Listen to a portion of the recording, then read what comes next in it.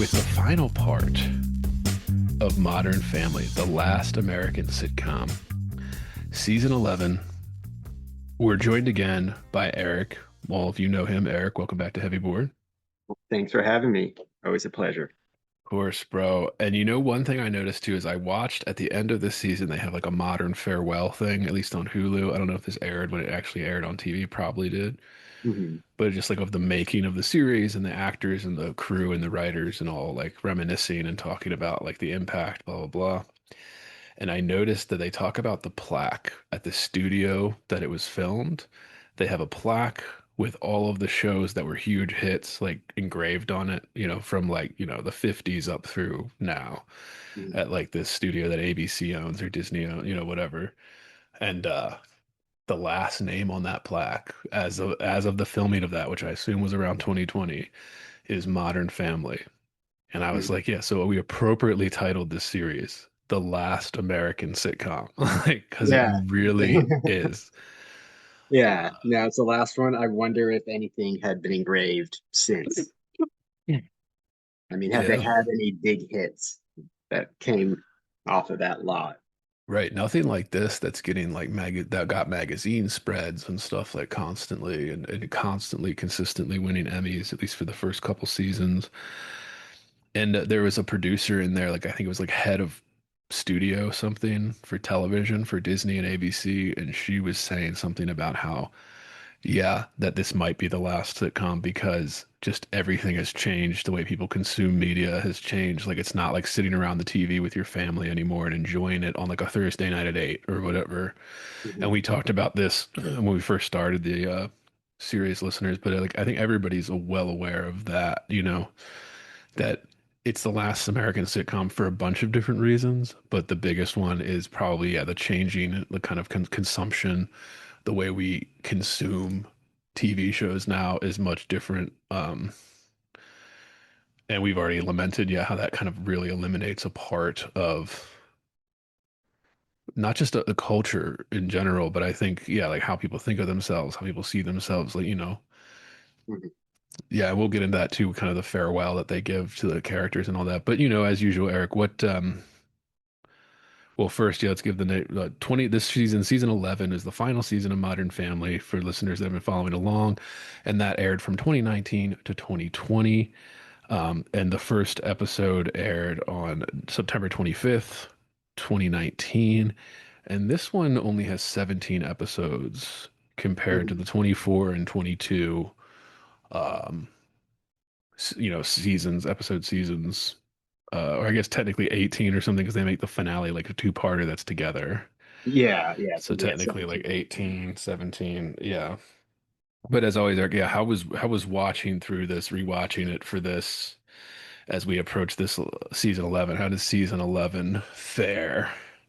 Well, I mean, they obviously knew this was going to be their last season. And so, I mean, every episode just kind of tries to wrap up either some sort of character that they introduced along the way, they want to bring back, kind of give some sort of closure to, and also wrap up like what's going to happen to Alex, Luke, like all the kids. Where's everyone going to go? So, I mean, that's all addressed. And so, again, like it wasn't, it's not the best season. Um, Right. it's nice if you've been watching for 10 seasons and you get to see like how the story ends.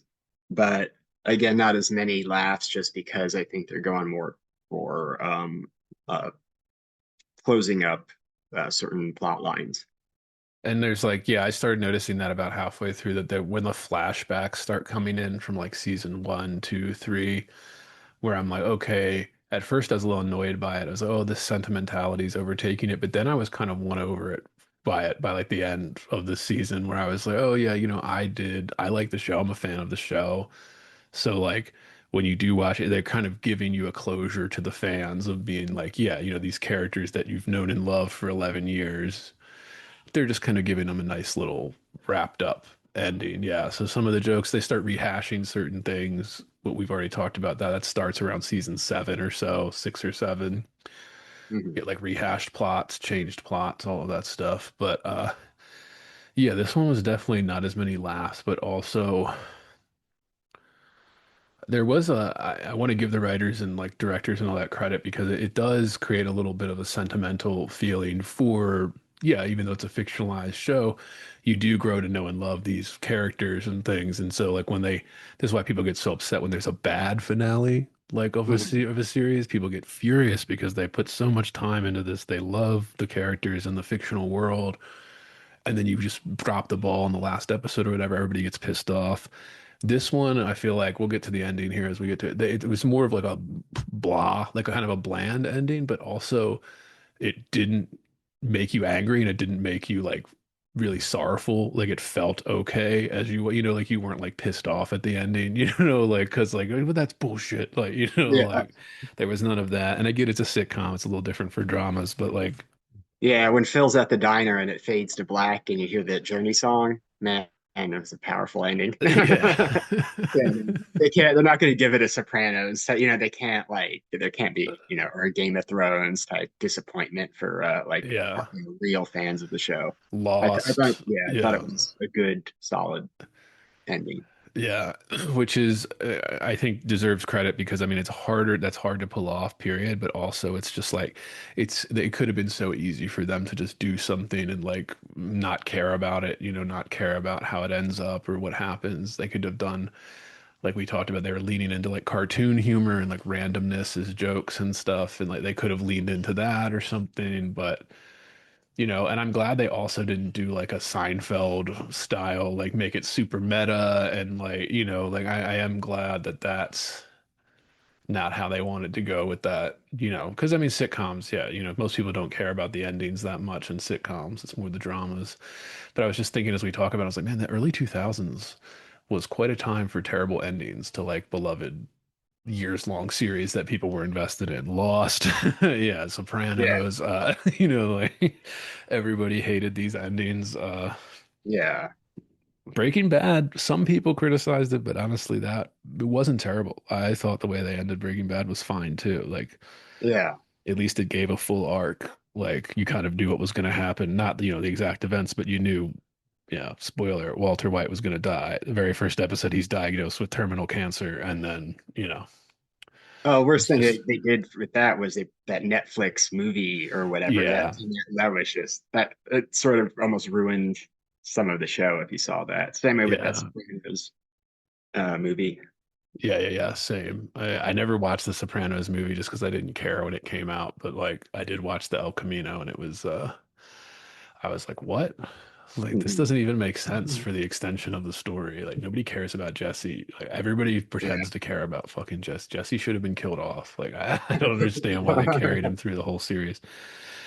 But yeah, so we had this, you got our first thoughts. Listen, we're talking about random shows now, but like yeah, you know, episode one picks up basically where season 10 left off with Dylan and Haley having their twins and they're living with the Dumfies with these young children. And the episode is appropriately titled New Kids on the Block. Mhm. Um, Funniest part of this episode for me was the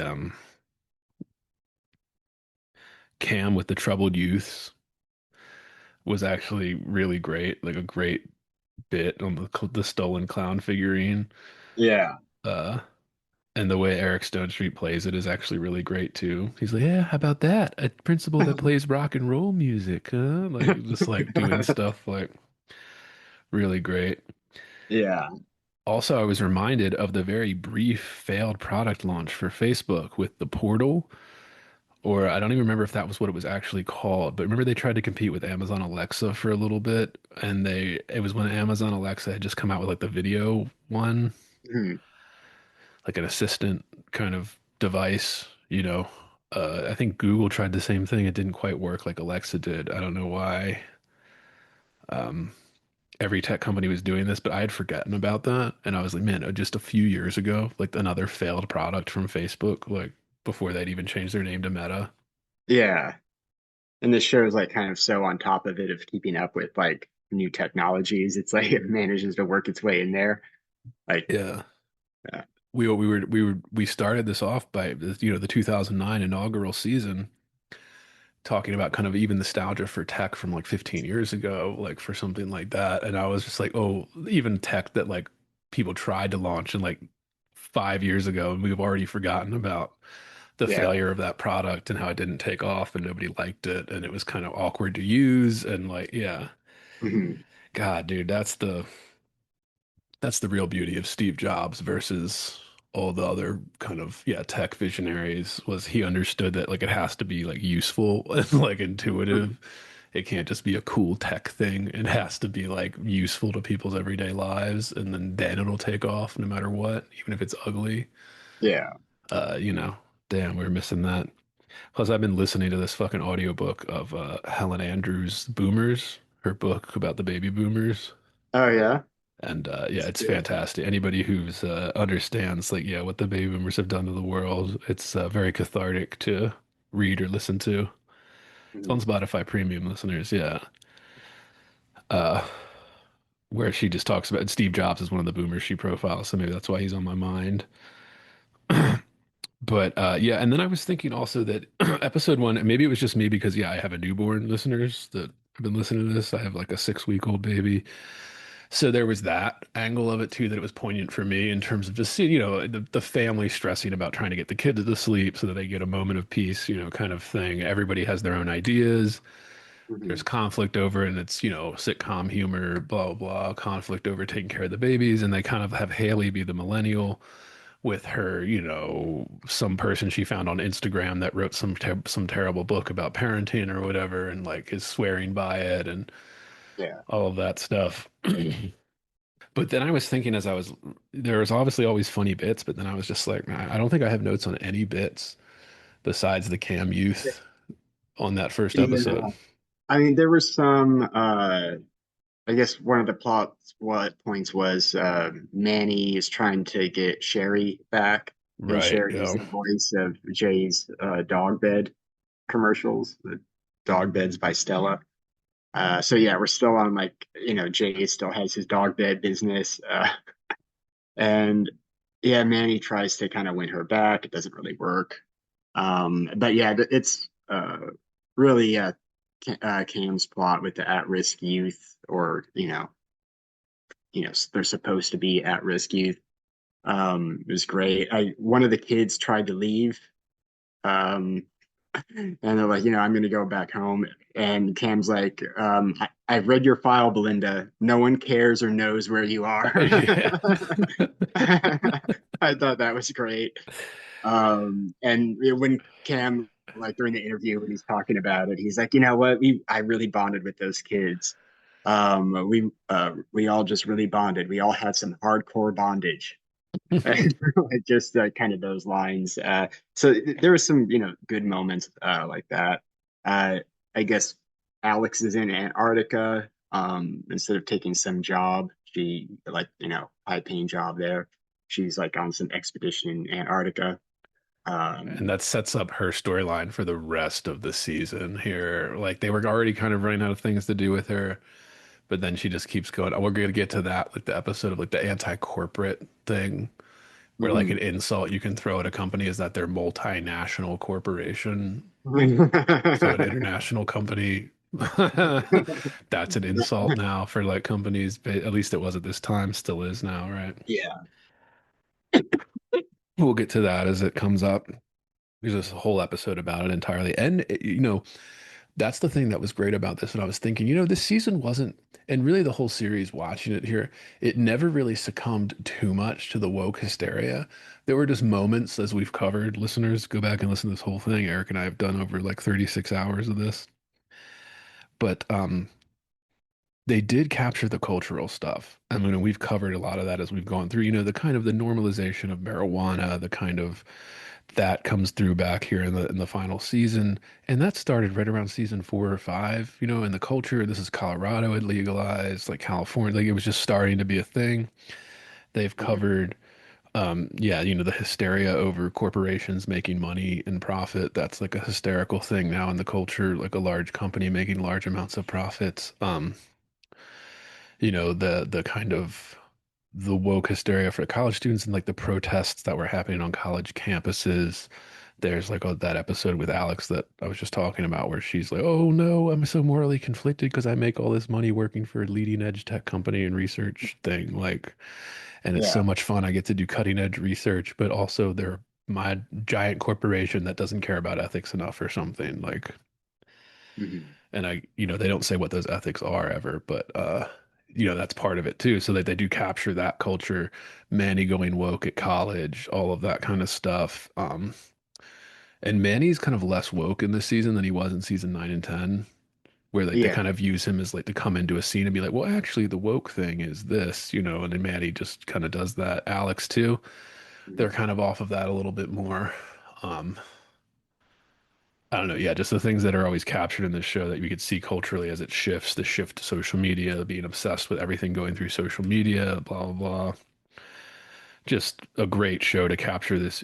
Really, I think looking back, it's easier, but I mean, we talked about the whole time just how radically the culture has shifted over like a 10-year period. Like it's just such a massive cultural shift, and it's so massive that people don't even know how to talk about it.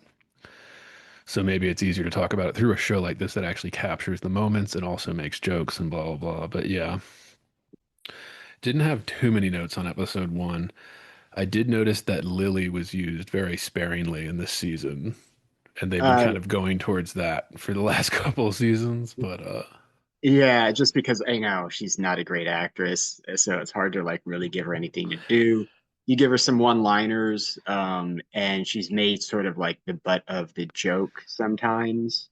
she makes Uh, little quips about like her gay fathers and stuff. Like there yeah. was a line at one point where somebody, was it Manny or I don't know, somebody who was like vulnerable and says something, and then Lily's just like, "Oh God, I didn't think this house could get any gayer." Yeah, Like, yeah. like walks away, like just like little quips like that. Yeah, I in this show episode, I just also noted that we finally get the names of Haley and Dylan's twins. It's Poppy and George. Poppy's just kind of a weird name to go with, but It and also then George covers the is millennial classic. quirk. Yeah, the millennial Mhm. quirk of naming their kids weird things. Yeah. That's like we're all living through now. Like you can see it too. If I ever go to like kid events with my children, it's always like the name tags or something at like Gymboree. It's all kinds of millennial quirk in that shit, dude. Like all kinds of millennial, like Paxton, Dax with two X's or something. Like, just like weird names. I'm not even talking like foreign names or something. I'm just talking like a strange, you know, millennials naming their kids after like the evil girl in the ring. The evil little Wait, girl wait, in the, wait, what's her name? isn't her name like, um, what was that little girl's name? It's supposed to be like, it starts with an S. I think it's like Samoria or something or Samora. So, okay, so maybe something like that. yeah, I can Like, see that. the ring. Like literally, I knew a couple that was my age that had a kid and named him after like the villain girl in the ring, and were like so stoked about it. I was like, oh yeah, name her after this evil little fictional girl. Okay. Uh, Yeah, Samara. Yeah, Samara. Yeah, Samara. Samara. Yeah. But yeah, so they capture that too. Yeah, Poppy. That's dude. It's funny because I just named my 6-week-old baby, and we would go into the name books and stuff like that leading up to this, dude. Like the top 100 names right now, like for like millennials and stuff, Poppy, Piper, all this kind of shit everywhere, like all over the place, dude. There's gonna be so many fucking Pipers, like in like 20 years from now. It's becoming like a top five name, yeah, for women and stuff. Like it's just Wow. crazy. Yeah. Hmm. Jackson. With an X, yeah. Yeah, So, exactly. Yeah. Jack with an X. Yeah. yeah. There's a lot of that, especially I guess the proximity to California here where we live is one thing, but yeah. Uh episode 2 snapped. Uh Honestly, dude, the smart fridge with Cam and Mitch is again the greatest bit in this whole thing. It's so good. The smart fridge bit and like their like couples quarrel. Uh Fucking hilarious. Yeah, that's great. And I love how they kind of set it up because also there's something else like throughout this season. Like we don't actually see Pepper, Yeah. but we see Ronaldo a few times comes, but he's always like giving updates, or Mitch and Cam are giving updates about what Pepper's doing and why he can't make it, and it's always something about like his facelift or something like that. Or a Um, thruple. There's a yeah, polyamory bit in this. yeah, Pepper this and is the, Ronaldo the added a woman to their relationship. And then they're like, oh, now they're in thruples counseling. hmm And this Yeah, was the they start of that, the kind of the next part to the sexual revolution here, which was just people doing insane things because they saw it online. yeah, it says they met on a dating site called Let's Just See What Happens. Um, and yeah, so yeah, and then the fridge is introduced, and that sort of ends up becoming that third party in Mitch and Cam's relationship. And even Mitch makes the joke, like, who would add someone to the relationship that they've just met, Yeah. and like, he's talking to the refrigerator, and which is, yeah, something else electronic. So yeah, that sort of that was a great joke. And like it makes, the dating app culture kind of thing. It's like, oh, who's meeting up and having sex with people that they just met online? Like, kind of, Mhm. yeah, that's everybody now. Apparently, there's a huge sect that isn't, but I don't know. I don't even know if I believe that, dude. Like, people always say, oh, kids aren't having sex. Really? Are they not? Like, are they? Yeah. Like, where are they getting this data from? Where are you asking people? Like, what is happening? Yeah. And also in this episode, so Gloria is still being mentored by Phil, who is still teaching at the community college. And he's been watching a lot of Snapped, which again, this was like, this was big even before then, but they bring it in to the show here. A lot of the true crime series, Yeah. uh, that everyone is still obsessed with That now. podcast that got huge that does it. What was the name of that Serial, podcast?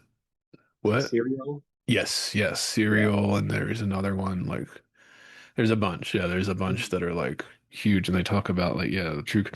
Honestly, dude, anybody that's binged like some true crime stuff, and I get into that every once in a while. I like to like watch the little episodes on like Forensic Files or something, or like sometimes it's just good background stuff on the TV. I like the vibe, especially of the early 90s kind of Forensic Files, like the 90s stuff. I like the Yeah. graphics and all of that and the vibe and like the lighting.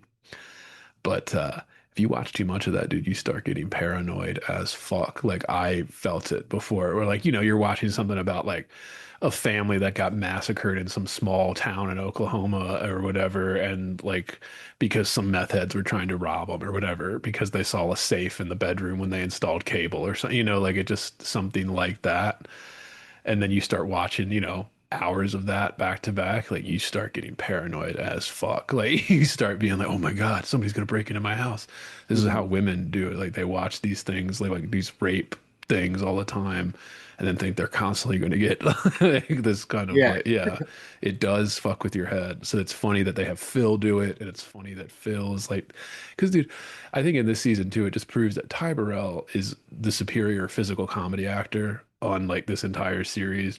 His falls, his trips, like throughout the entire 11 years, is just nobody comes close, dude. Nobody else is doing that kind of physical comedy on the whole show. And like, yeah, like his fall, I made a note about that when he thinks Gloria's trying to like kill him or something. Like, and he like Yeah. gets that weird phone call from him when he's like alone in his classroom. He like picks up his stuff and then flops. Like, it just was such a funny way to do it. Like, yeah, Ty Burrell just could do it like nobody else. Doesn't get enough credit for that level of comedy. Uh, Yeah. he's no Chris Farley or something, but like, yeah, he was pretty good for a family sitcom.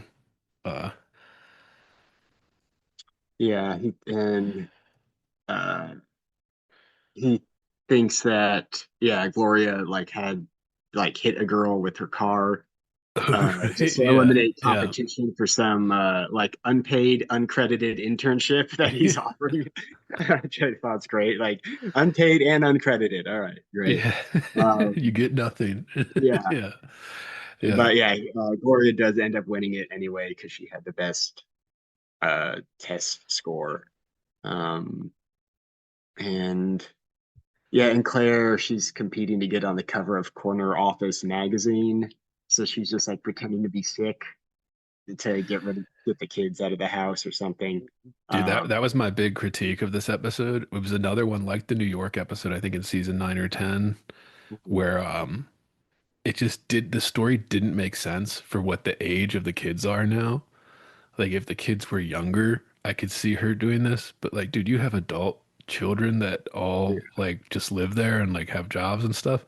Just tell them to leave the house if you have like a Yeah, I big know. interview with them. Like, I mean, like it wasn't like, yeah, that's pretty normal for your parents. Like, well, I'm having an interview come over here, so I need everybody out of the house for 2 hours, blah, blah, blah. Like, that's not that crazy. And I get you won't, there's no sitcom if you did that, right? So I get that. But Yeah. I was just thinking, that just another one of those New York things where it's like, why is she lying to her adult children again to like get them out of the house for her interview?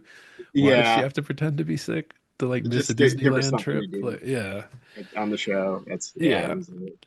Just another one of those things. It's like, it would have been fun, and it wasn't that funny. That's Hmm. the real crime. Yeah. Whereas like it could have been funnier if we just took into consideration that these kids are all in their 20s. Like the youngest is like 20 years old.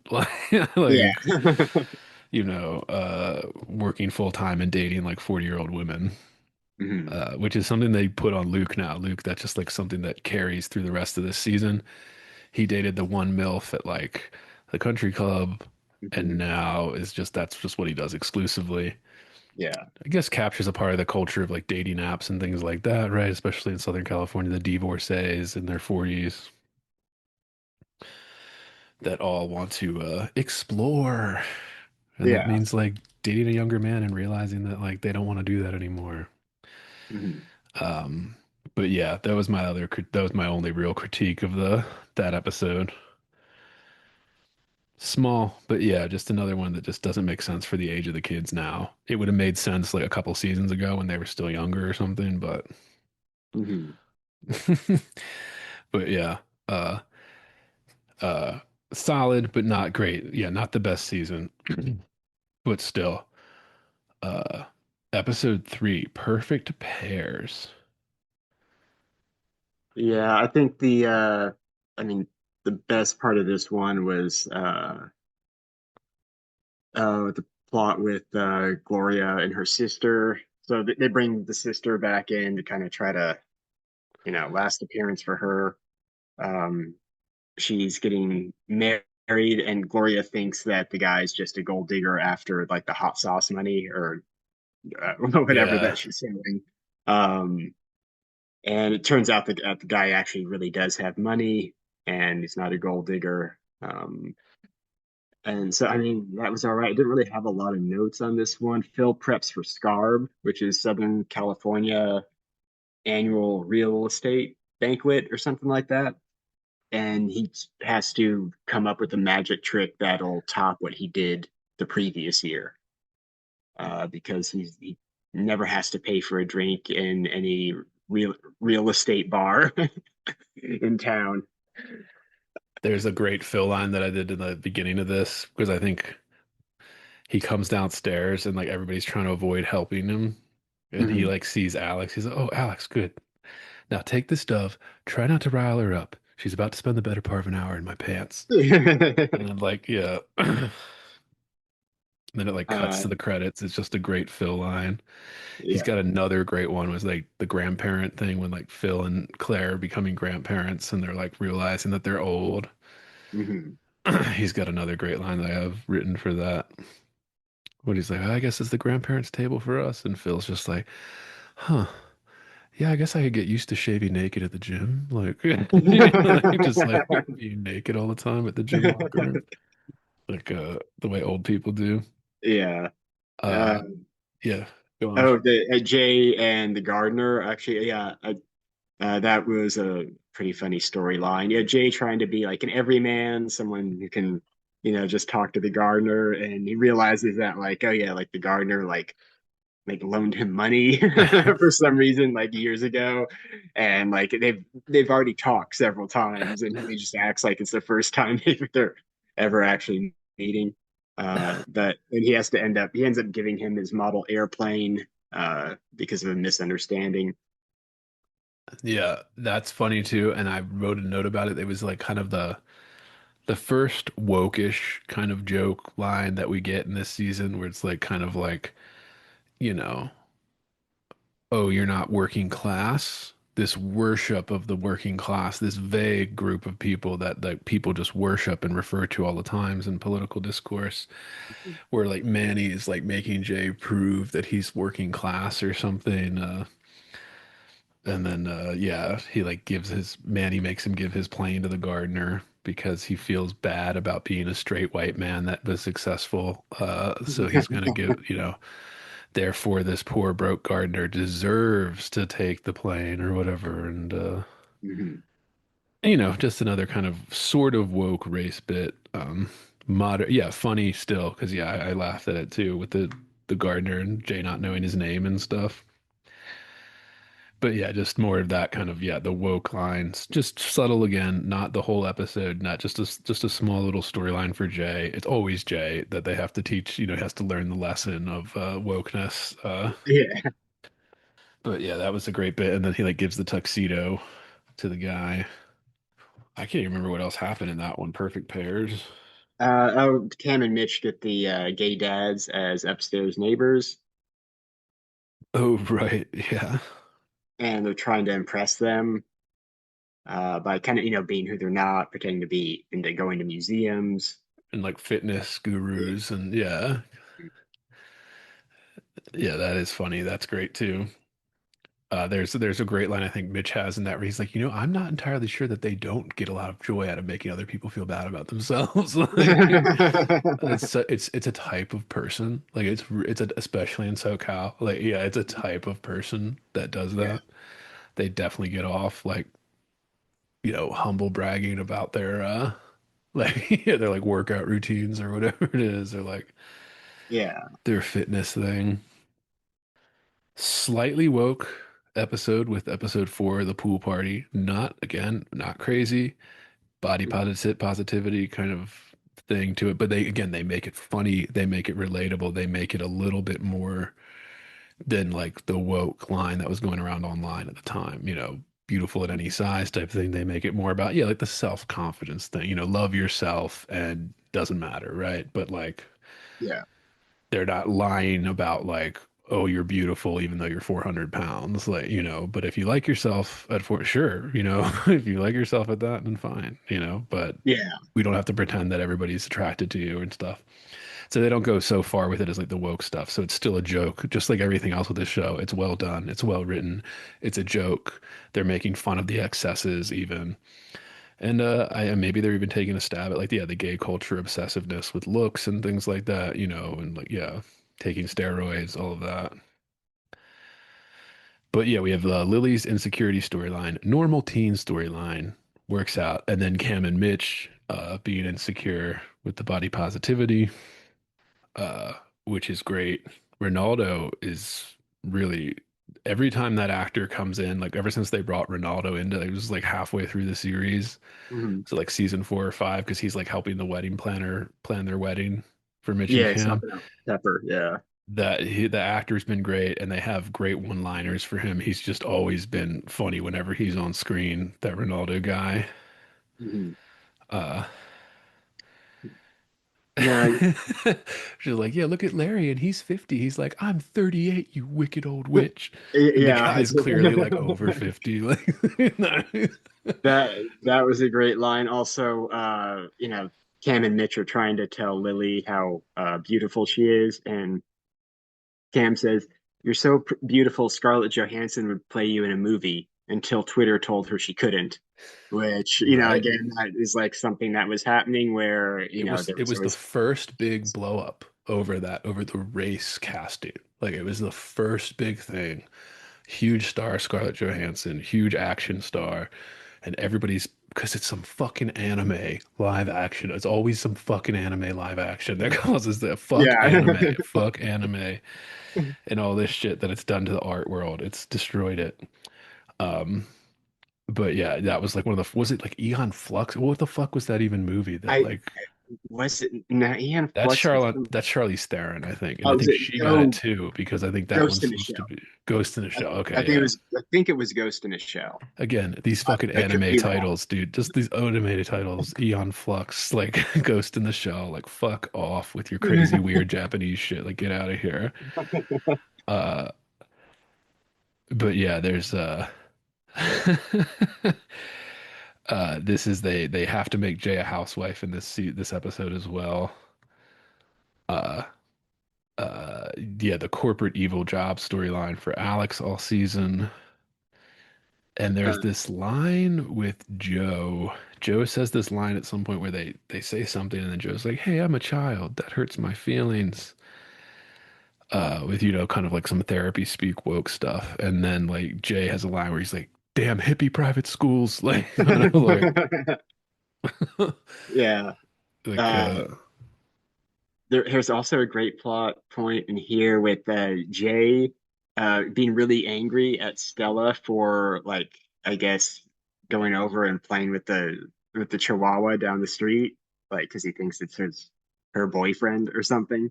And he just keeps he's like, ah, she's playing with that greasy Chihuahua again. And it's just clearly he's talking about like the Mexican kid or whatever. You know yeah. what I mean? Like they play it like it's yeah, it's like his kid is uh, He's seeing like, like "She's he's not probably hanging out with she's not that." good Like enough. he's like, "She's probably down there with that oversexed Chihuahua." He's like runs out Yeah, of the room, like yeah, he's like all nervous. yeah, I thought that was good. Um, and yeah, Phil is trying to hunt down the person that keeps stealing the sign from him and Gloria's house that they're trying to sell. And we get the return of Gil Thorpe Or briefly because he thinks it may be Gil. So they do like a sort of mafia type scene where Phil appears like as the barber shaving Gil, and Gil's like, stop doing this whole Sweeney Todd bit, and and Phil's like, I'm Seeley from The Color Purple, yeah. like he was fun to be see, which is just like great because like that's obviously Phil is going to do some kind of gay choice like that. Yeah, he because he loves brings back how much Phil loves black women, so of course he's emulating a black woman, and uh, Phil eventually ends up giving Gloria the job um, at his like real estate company, and yeah, she says he's like, this her name on the door would be Gloria Delgado, and Jay's like, Delgado, that's your working name. The hits just keep coming because he Yeah. was just like, I thought that was great. Because Phil Um, Jay has to be a housewife now. All his money and the nannies and all of that have been whole storylines, and now Jay is just like a housewife packing lunches all of a sudden yeah, and because it's the changing times. there's a scene where Jay he gets a call from Gloria and she says, "Did you see uh, the eggplant and peach emoji I sent you or something like that?" Which this was emojis were coming a new thing and people Hmm. were just like eggplant emoji, peach emojis. Splash emoji, yeah. Yeah, they were kind of like the punchline of jokes for a little bit when they first came out. And Jay's just like, yep, I got it. Got some eggplant parmesan and some peach cobbler for dinner tonight Yeah. because he thought that was what she was texting about. But It is kind of crazy that the eggplant became the penis mhm. emoji. Like, why the eggplant? Like, like, how Yeah, did the eggplant get that role? Not like the corn cob, not like the anything, like not any other little the image that like, cucumber, banana, there's a yeah, few to that go with. resembles a penis. It's the eggplant. And then like, yeah, the peach. At least the peach makes more sense because that's always been like a butt like joke. Even when I was a kid, I remember like 90s movies making a joke about how a peach looks like a butt with like the little crack down the center, Yeah. something like that. No, there's that. I mean, that old Stranglers song, Peaches, Oh, right, right, right. walking on the beaches, looking at the peaches. That's about. girls' asses in Dude, bikinis. it always makes me think of that what was the Presidents of the United States track or when Oh, moving to the country, gonna eat a lot of peaches. Yeah. yeah. But like yeah, it's sex. It's sex. But yeah, that's funny too to make fun of that. That dude, honestly, I hate emojis. I hate that that's a cultural thing. I think they're terrible. They're ugly. They're stupid. And dude, like when I was working from home with the that tech job, it was constantly people doing emoji reactions on like video conferences and bullshit. And it was just such bullshit, dude. People are like, oh, party hat. It comes it's so imagine a meeting full of like 100 people on Zoom. Everybody's hitting the party hats, dude. So your whole screen is just fucking like blowing up with these party hat emojis. Like, get the fuck out of here with this shit. Like, Yeah, when people I know, like, out, not coworkers, but like friends or so, use them, that's fine because it's usually not like overused also, or it's just like a ton of them. But yeah, coworkers, it just, uh, just yeah, annoys me, dude. And we then have ever since group they came out chats with the where skin tone ones, they're, post George Floyd summer in 2020 here. It just pisses me off because now the thumbs up or something like that, you would see the thumbs up, there'd be like 10 thumbs up because they were all different fucking shades of yeah, like race. you have to choose which one. Yeah, so I would purposely click like a black and brown one to like add mine on, like kind of thing, as I'm just like, "Yeah, Yeah. fuck you guys. Yeah, fuck you guys. Yeah, I do the same thing. If Yeah. anyone questions it, I'm like, I don't know how these things work. It's I like, don't oh, I know. just pushed it. I don't know. Yeah, I just hit the Or like, thumbs up. I don't know. I'm not yellow. Like, why does it matter which one I did? I mean, I thought it didn't matter, like, yeah, Yeah. does it There's no white matter? one. There's only, yeah. There is now, yeah. Oh, there is. Okay. Yeah, so Well, there would be a yellow one, a brown one, a black one, a white one. Like it would just be like five, six, seven different race like colored thumbs up and like underneath a little message. And I'm just like, okay, like yeah, emojis were a mistake. Uh, it never even had to be. It could just be that little Facebook white glove. That's literally what it could have been like. But no, we had to make it. We had to constantly remind people of that all the time. yeah, people need the representation in emojis. But then like there is this, and it comes up later on here in this episode, but it starts in this episode with yeah, Alex hating her Antarctica research job, basically being like, this is miserable. I don't want to be freezing cold in some remote, science lab in the middle of Antarctica taking ice samples out of the earth. So she comes back, but then she's conflicted because this corporate company that is cutting edge research and technology doesn't want her, or she doesn't know if she wants to do that. Mhm. Honestly, I think it's a missed opportunity. Somebody like Alex not getting a PhD, they could have kept her in college for a long time, with, like PhD stuff. She kind of is treated like that, like with the Caltech professor guy who they bring back, like being like, "Come join my research team." It's usually, I get it, at the big schools that like attract a lot of the top candidates. Sometimes that happens and you be an undergrad doing like grad level research with these people because you're just advanced enough to do it, and just join in seamlessly. So it's not totally unheard of if she's this, some genius student or whatever. But I was like, if somebody like her, who is as successful as she was in like robotics and technology stuff as a woman, she would definitely be getting a PhD and like doing that whole thing and probably making even more money, yeah, working for like a robotics lab or something like, Yeah.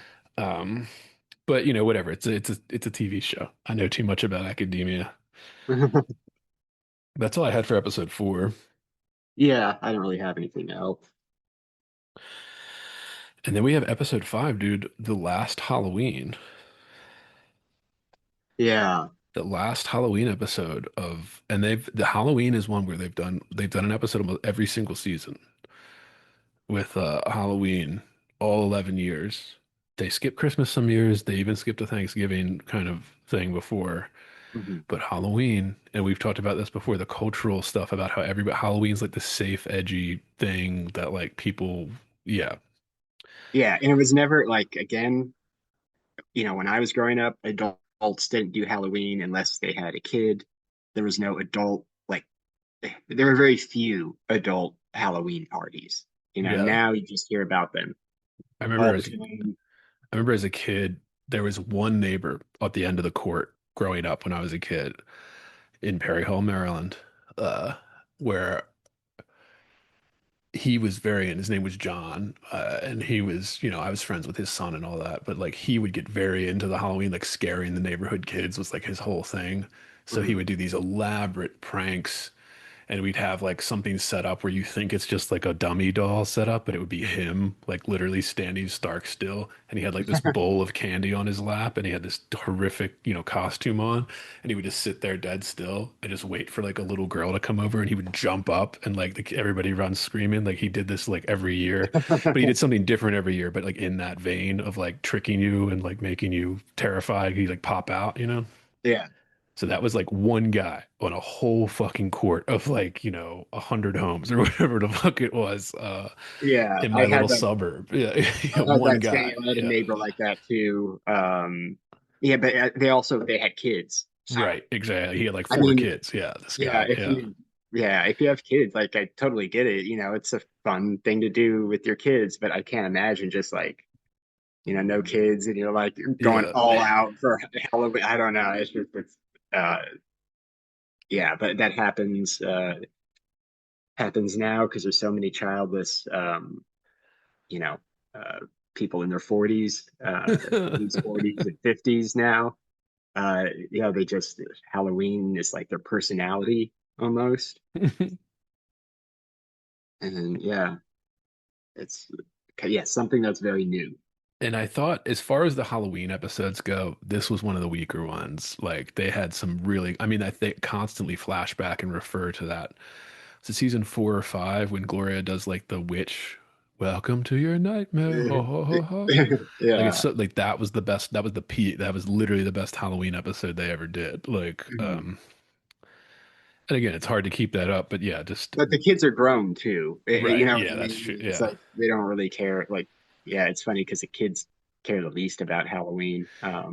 It's funny because like yeah, they still have Joe's like 6 years old. You think that like Gloria and like Jay would like be really into the Halloween stuff, but I guess it's not really in Jay's character and stuff to do that. Yeah. Yeah, and Gloria's afraid of all the like demon stuff. Like she's Right. too Yeah. Catholic. Um, I did love the Fudgy Daddy candy bar. yeah, that was my favorite part too.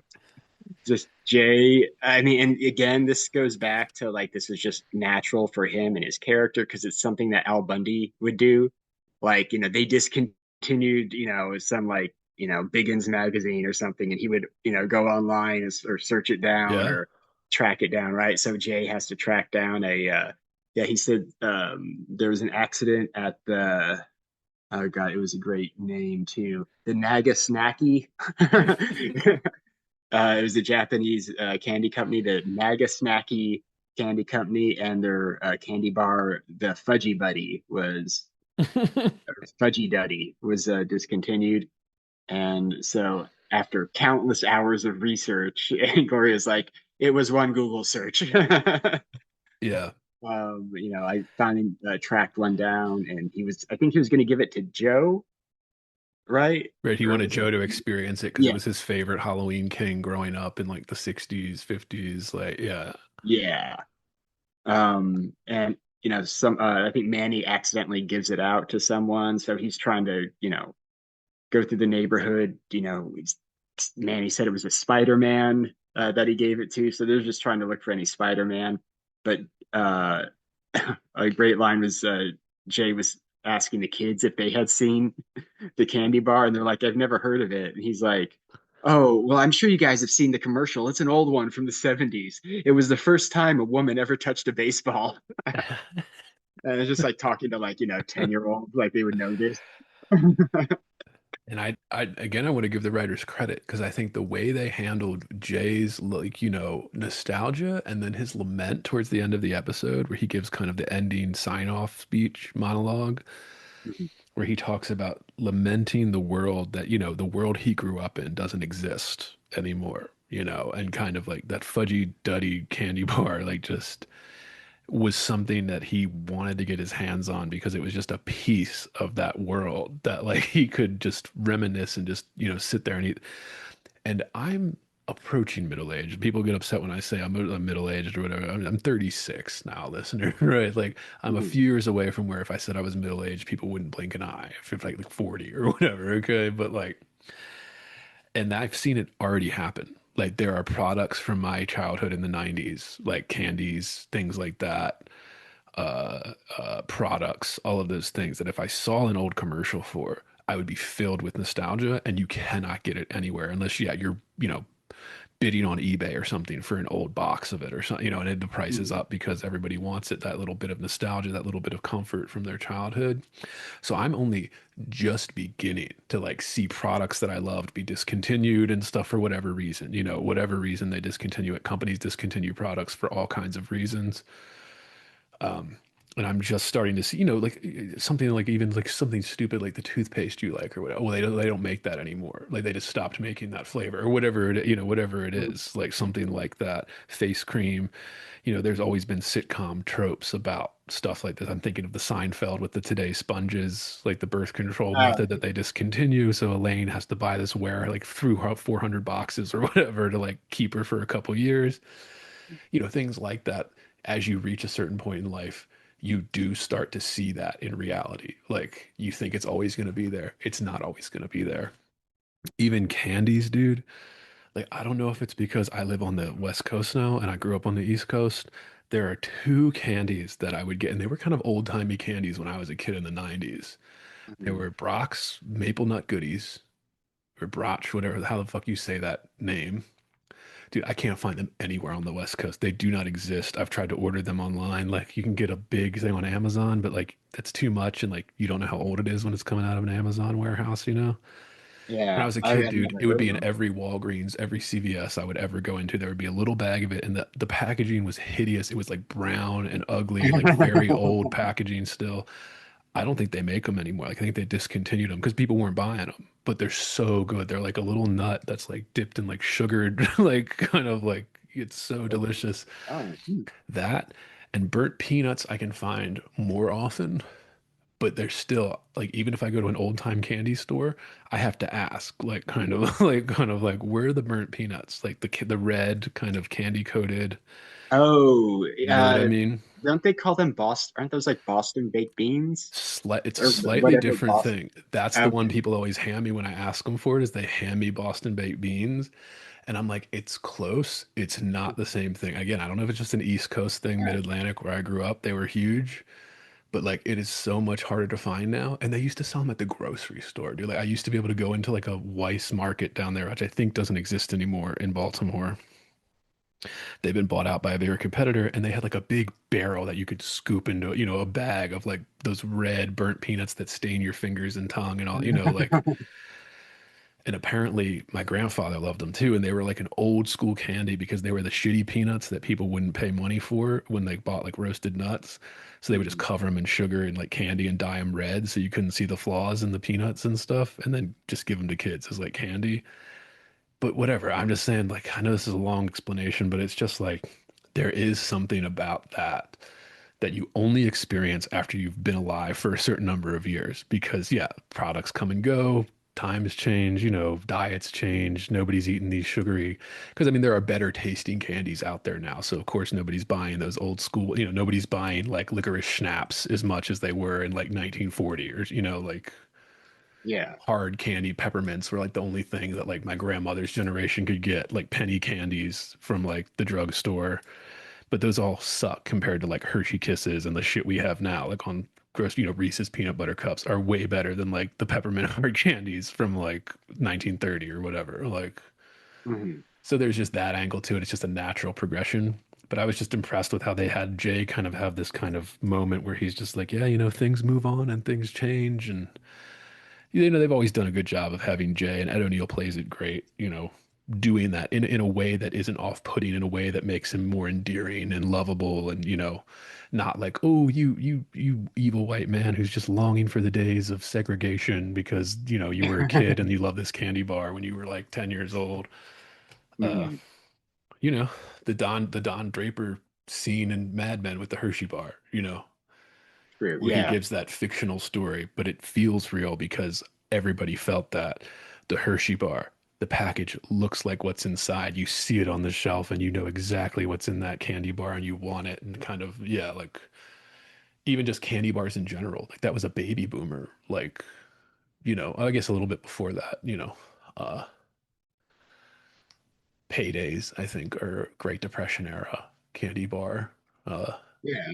um, that I'm sure they've changed the formula since and stuff, but like that was like one of the first kind of big candy bars. My dad even, would always do this shit. We'd go to like those old timey stores. Even Cracker Barrel used to sell like old school candy and like the gift shop and stuff. Hmm. And my dad was really into like Laffy Taffy and like Charleston Chews because those were Yeah. huge candies when he was a kid growing up. And he likes to put them in the freezer and he likes to smack them and break them before he opens the package and like have the frozen taffy or the frozen Charleston chew. Uh, Even Charleston chews, dude, sometimes hard to find. Like that's not one they Yeah. carry at every 7-Eleven or something, like Yeah. No, those aren't as common, but yeah, you can still find them. yeah, at least those are still in production by like Mars or whoever owns them now. But like it just there was something about that episode where I was just like, damn, I'm glad they finally did an episode on Halloween about like Jay like wanting this candy bar from his childhood and stuff. Hmm. And they did it well. It was great. Yeah. Yeah. No, it was. Yeah, that was like kind of like the highlight of this episode. That there was. So I guess Luke and is it Janice? Is that who he's dating? Yeah, I another think like maybe it's 40-year-old Janice. divorcee. Yeah. Yeah, they're at dinner at the same restaurant that Alex and Bill, her firefighter boyfriend, they're at dinner. And uh like I guess Bill finds out that Alex accidentally texted him uh or texted naked pictures of her to some guy he works with called Creepy Craig. Yes. And he's so disgusted by the fact that Alex would think he would even request nudes from her that he breaks up with her, which just isn't like it's not very believable. But I Right. guess they need to get rid of Bill, so they just do that. And then Luke with Janice. Luke is describing how much fun it was on Halloween, how he used to play pranks on his old neighbor, and he talks about like filling up her gas tank with sugar and destroying the gnome collection, blowing up the gnomes on the front yard. And yeah, it turns out that like that was Janice that he was playing those pranks on, and it like ruined her marriage. Yeah. So she breaks up with him. She like Uh, takes the bottle of wine from the table and leaves. Like, yeah. yeah. Very that I wrote the same note about the Alex sending nudes Mhm. because one, it is a part of the culture now. And has been pretty much since I was a kid, since cell phones were introduced with cameras on them, Mhm. when the camera phone come out early 2000s, you know. And that listeners that don't remember that, well, it was literally just a flip phone with a little camera on it, like, and the quality was terrible. But like, guess what? Young people Yeah. especially use them to send nudes, and sexting became a thing because of those cameras and stuff. Mhm. Um, but yeah, so again, very common thing for young people to do still, sending nudes. But then she was sending nudes to a number she thought was her boyfriend, but it wasn't. And then yeah, the plot is that he's all offended because he's some saint who would never dare ask a woman to send pictures of her huge, massive knockers that like made him attracted to her in the first place, to have a little fun while he's away for a few weeks, and they can only sext because he's away for a few weeks. That's the only way they can do it. Mhm. Um, and this has been kind of a classic sitcom trope too. Like I think I remember watching like Two Guys, a Girl, in a Pizza Place or something. Oh, that Ryan Reynolds Yeah, wasn't one? that like Yeah. that was like a short-lived sitcom, but it was heavily advertised when I was a kid watching TV all the time, and I would see like clips, and I think there was some bit in that about like I don't know, she was talking to a boyfriend on the phone because this was pre-cell phones being ubiquitous and like cordless, walk phone people called them, right? Like and like her roommate comes in and he puts like this bag of soccer balls like on there and she didn't see her on the couch and she's like, "Oh, Carlos, can you get your..." If you're hearing this, it's because you are listening to the free public feed of Heavy Board. To get complete, uncensored, uninterrupted, full access to this podcast, become a subscriber at patreon.com/heavyboard. That's right, Heavy Board is made possible by subscribers like you. For less than 1 cup of coffee per month, you will receive private access to uncensored, full-length episodes, Jerk Shop, heavy bonus content, subscribers only AMA episodes, bonus extended interviews, and more. Come join the conversation today at patreon.com/heavyboard. Balls off of me, like kind of that she's like saying things like that, and like her boyfriend thinks that like she's like fucking these other guys, but it's like, an innuendo about something that's completely harmless. It's Yeah. always kind of a classic kind of sitcom thing, but yeah, pretty unbelievable for that. But Alex sending nudes. Yeah. Uh, Also, there was the plot where Phil has been planning all year. Like, well, we find out at the end that he's been planning all year this to scare Claire. So he's been like setting up this whole like um, old lady that lives in this uh, type plot and makes Claire go in there The psycho and plot just line, like but like for real, psycho, yeah. yeah, psycho parody. Yeah, just all the stuff he had to do to like make that gag work throughout the year. They show flashes uh, to it. It's just really great. It's exactly something that Phil would do. And also we have the drag queen contest that Gloria Yes, wins. yeah, but she doesn't know it's a drag queen contest. Yeah. And I'm like, okay, it's funny, but also like this is when that obsession with drag queens, and I get it, RuPaul's Drag Race was ubiquitous in the culture at this time, still is. It had had all those spin-offs happen. I remember being in grad school in like 2015, people would watch it. It was kind of one of those reality shows you could just watch, Mhm.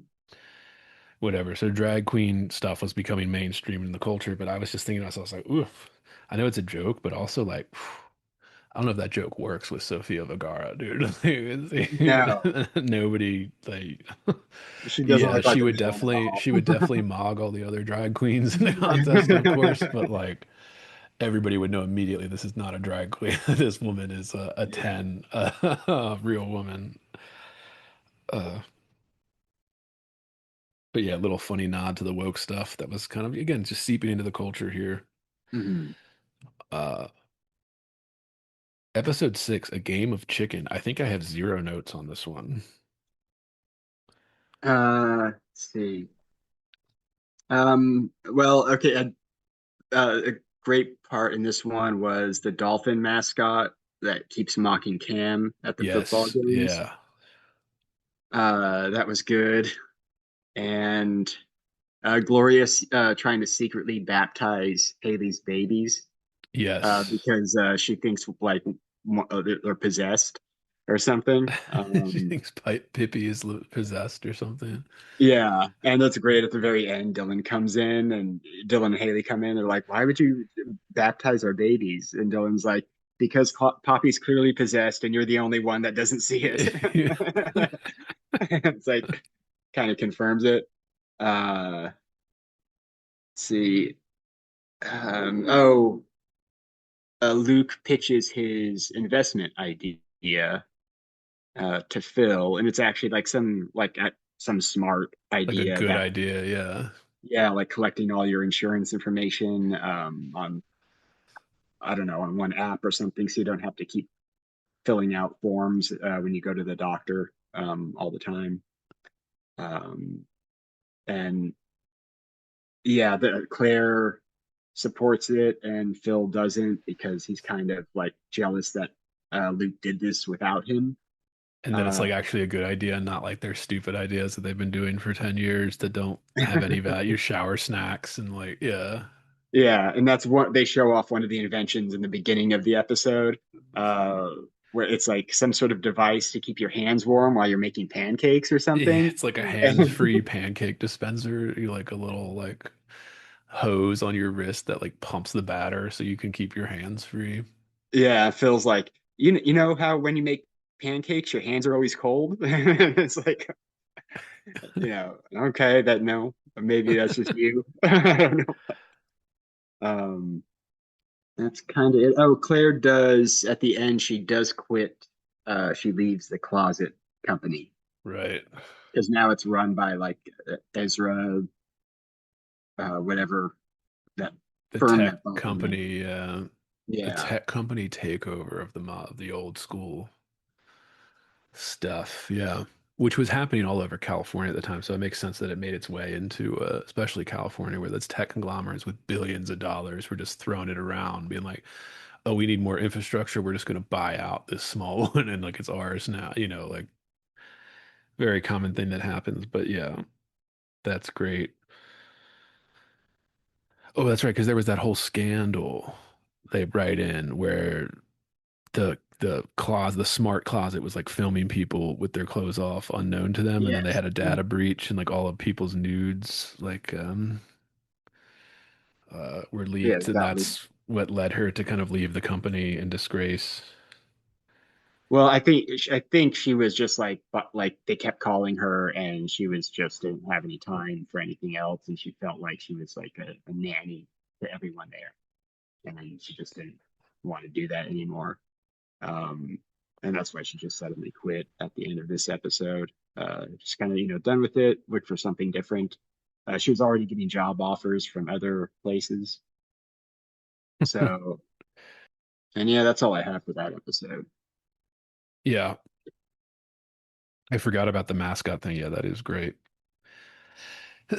In episode 7, again, the last Thanksgiving, Hmm. we have the last Thanksgiving episode. And of course, it's a modern Thanksgiving, so everybody actually hates Thanksgiving, of course. And it's just doing it out of obligation because that's how everybody feels about it now.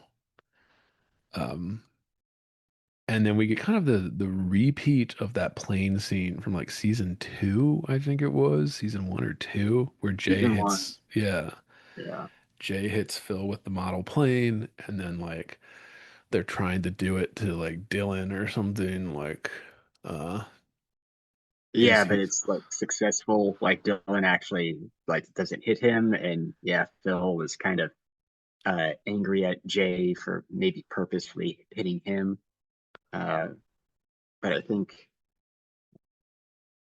and yeah, then it's Phil something accidentally about hits himself with the plane. yeah, and then there's some subtle thing about how dads and of course men in general are angry and aggressive, of course. Mhm. Like Phil, the most like they show Phil being like the father not being okay with whatever man the daughter chooses kind of thing. And I imagine that, it's a very common thing that most men with daughters especially feel. But then there's like Phil puts like the hot tea bag on Dylan's hand or whatever because like he ate the last pancake or whatever. Yeah, uh just little things like that. Yeah. and also yeah, Manny keeps moping, not wanting to talk about whatever girl problem he has. And Alex has to call her the chef that she just broke up with, um, that she dated. And her complaint was that like he keeps puppeting her, so it's like he keeps putting his arms around her, like showing her how to like cut vegetables or something like that. And it's the running gag that once he's invited over to like help salvage their Thanksgiving dinner, he's like doing that to Luke, and Luke kind of likes it. Um, Yeah, that is a good bit. yeah. He's like, if you're finished with Alex, I'm having trouble slivering these almonds. And he like gets behind him and starts helping him. Like when you help somebody with their golf swing or whatever, or their Yeah. baseball swing, something like that. Uh, but yeah, of course we have to have the repeated plot line. I was like, okay, that's kind of what makes this not as fun, or not as funny, is because we've already seen the joke. We've already seen that plot line play out. Uh, but whatever, this is 11 years. They're running out of things here. So there's that. And Cam and Mitch's friends think they broke up because like Mitch mentioned to one of their friends, like, oh, like we split up and we're gonna be looking around separately or something like that. Yeah. And their friends take it the wrong way, and they all text Cam like condolences and we're so sorry, but no one texts Mitch, and that pisses him off. It's like Ronaldo too, right? Like Ronaldo is the one they like run into at the store and like say, "Oh yeah, well we split up so that we could cover more ground or whatever," like kind of something like that. And Ronaldo thinks they broke up. He like texts, Yeah, it was either there's him and there's Longinus. We get a lot of both of them in this right, season. making up for the fact that like Nathan Lane was busy or something and couldn't come for like a day of shooting or something like that. Yeah, he's probably doing Broadway Right, or he was in something. New Yeah. York or something. And I couldn't get him in, so they just refer to him constantly. Would have been great to see Pepper come do like Elizabeth Banks does at the very end. Comes Mhm. back to reprise the role and is like, 30 seconds in the whole show, the whole season. Would have been awesome if you have Nathan Lane came back for something like that, just a quick Yeah. little, but okay, it's 30 seconds in the show. It probably took 6 hours to film or whatever. Mhm. So like, if he wasn't available, whatever. But yeah, the last Thanksgiving, though, again, the one thing I always praise the show for is that by the end of that episode, they do kind of have that kind of pro-family message, despite, yeah, everybody being obligated to hate Thanksgiving and family gatherings in the modern world, and dads being angry and aggressive, which is a big no-no. Don't you? It scares the hoes if you're too angry and aggressive, Yeah. scaring them hoes. Dude, that's something dude, it's all over the culture right now too, dude. Like it's all, I mean, we've talked about it before, but just like, I mean, I was watching the 90-day um, single life tell all, and Mhm. they were all jumping over that fake doctor's throat because of like his on Tanya or whatever that Anya, that like insane 40-year-old woman that like, Yeah. yeah, just like runs through men. Uh, was like she's like you get so angry. I'm like, yeah, of course he's not allowed to get angry at anything you do, right? Like because it makes you afraid if he's upset, like, and therefore Mhm. that's like some terrible offense in the relationship because he gets angry about something. So like, yeah, Yeah. of course men aren't allowed to get angry. They're not allowed to be aggressive in any way, shape, or form because the women get a little uncomfortable if like a man stands up and shouts something because he's angry in the middle of like a fight about something he cares about. I think It's going to that's be just used all. against you in the court of law. Yeah, it will be used against you. I mean, in her mind, I think she was thinking just something like, I'm really putting up like fat, ugly, like schlubby dude. Like, so he better not be angry at anything I say because, like, Right. Of how dare he? Um, course. yeah, and she just doesn't want to admit that she can do way better than yeah, the fat Indian dude. Uh, yeah, yeah, yeah. Uh, episode 8, Trees a Crowd. Julie Bowen directed this episode. Okay. Is that why we have a Marianne Williamson reference? Maybe. In 2019, like 4 years after she ran for president. Yeah. Uh, God, dude, it just speaks to how pivotal that cultural moment was, the 2016 election. Oh my God. Yeah, like it is kind of insane to think about that if Clinton won that election, would any of this cultural shift have had, and probably not, right? Like it is insane that that is such a cultural touchstone and people still don't want to admit that it was a huge cultural touchstone that has now shifted everything moving after it for the last decade. Oh yeah, I mean, Marianne Williamson still may be like the butt of the joke because she was like, very woo woo and ran this like kind of odd campaign. But it was like if Trump didn't win, it would you would still have like there would be MAGA would be the butt of the joke, whereas you'd have some hardcore MAGA guy who's still like all in on Trump years after he lost, and that would just everyone would just be laughing at it. Yeah, much like the Marianne Williamson thing. Yeah, and it was Dee Dee's second husband who brings it up, who's supposed to be like some vegan hippie Mhm. type person that, yeah, would love Marianne Williamson as a candidate. And they So it's a matched joke in in. that way, but I just thought it was funny because I was like, wait, this aired in like 2019, towards the end of 2019, and we're doing Yeah. a reference back to a political election, a presidential election from 4 years previous. Mhm. Again, just an example of how much politics and all of this has infiltrated all of our culture and like made people obsessed with it and stuff. Still talking about the 2016 election like 5 years later, 4 years later. Mhm. funny. And again, it's just a little passing line, but you have to know about the 2016 election to even get the joke. You know, you have to know how it happened, why it was funny, why Marianne Williamson lost, all her campaign shit. Mhm. You have to be really well versed in what was happening during that to even remember the reference to somebody that ran for president and got like less than 1% of the vote like 4 or 5 years ago. And now at this point, 10 years ago, so nobody's going to remember her name. Yeah, but they do a good job. I think Dunphy's try to set up Jerry, Dee Dee's ex-wife, with Dylan's mom, Farah, because they're both hippie woo-woo people. Um, and yeah, they end up talking to, like, again, they bring it back like last season. Maybe it was the last season or the previous one. Dee Dee died, and they buried her ashes in a like the soil of a tree, and they Yeah. had it planted in their backyard. So yeah, they have an Jerry and Farah are doing this whole uh like ceremony, like trying to ask permission from the tree if it's okay if they date or whatever. Yeah. It's very, yeah, they have to like chant over it. No, I thought that was good. Uh, Um, And we have the polyamory stuff um, oh yes, yeah. and Phil has a great look to the camera in that at a certain point.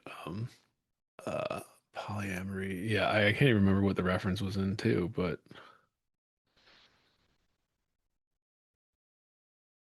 Also, another important part is Luke is, I guess, trying to, or has the mission of trying to get uh, Sherry to go back with Manny, but he ends up kissing Sherry instead.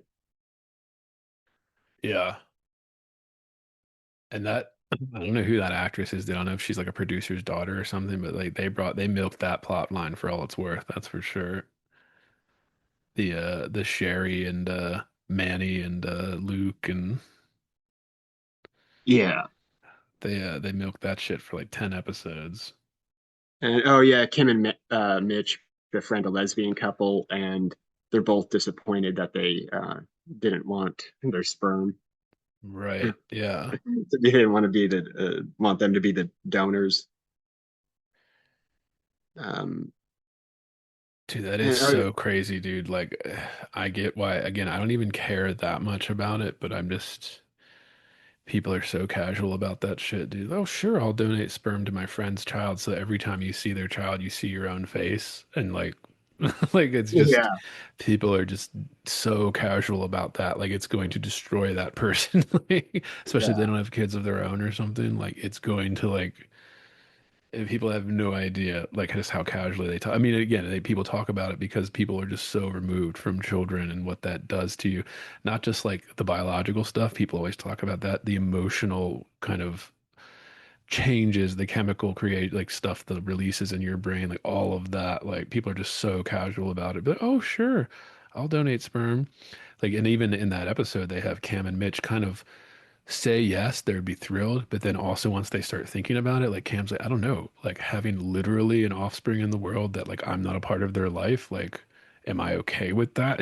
Like to yeah. have a fucking kid that I never see because I legally signed it away for just to have my fucking sperm in a cup, like for this person. Like, yeah, it's just there's a whole layer that everybody's just missing. Um, but yeah, it's a different story. But it's funny in the show. It's funny in the show and the lesbian couple just picked some random hot guy that like picked him up in an Uber or whatever instead of Cam and Mitch. And like, yeah. Yeah. There's also Jay. I do love the scene where Jay brings home this slut like Brandy that he found at the car wash to help Yeah. Manny get over Sherry. And it's just there's that great line where Al's like, not Al, Jay. Jay's like, best way to get over some Sherry is to have a little brandy. Yeah, But that's for sure. yeah, no, Brandy's hilarious. She's like, he tries to get her to come inside, and she's like, I'm not done with my cigarette yet. I'm almost at the filter. That's the best part.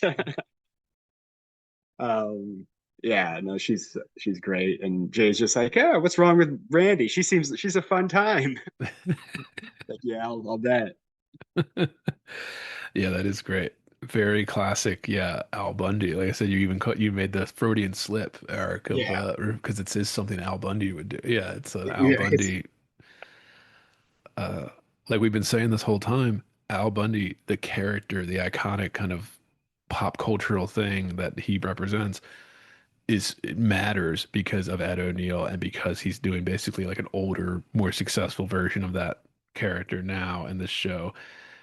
Um, I mean, that's why the creators and all that went to him with the script and all of that as well, because he brought that kind of old school, iconic status to it, not just because he was more famous than everybody else on the show originally, but also just because for the character, like that's important, and they're definitely playing off of it. Like, yeah, bringing home like the trashy girl from the car wash that puts out, like, yeah, yeah.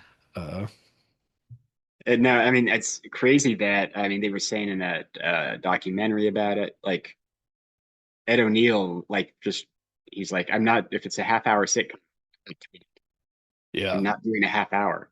And so, but he had the meeting anyway, and he told them that, and yeah, they got him just to agree to do it anyway. Yeah, no, that's wild. Yeah, they definitely wanted him.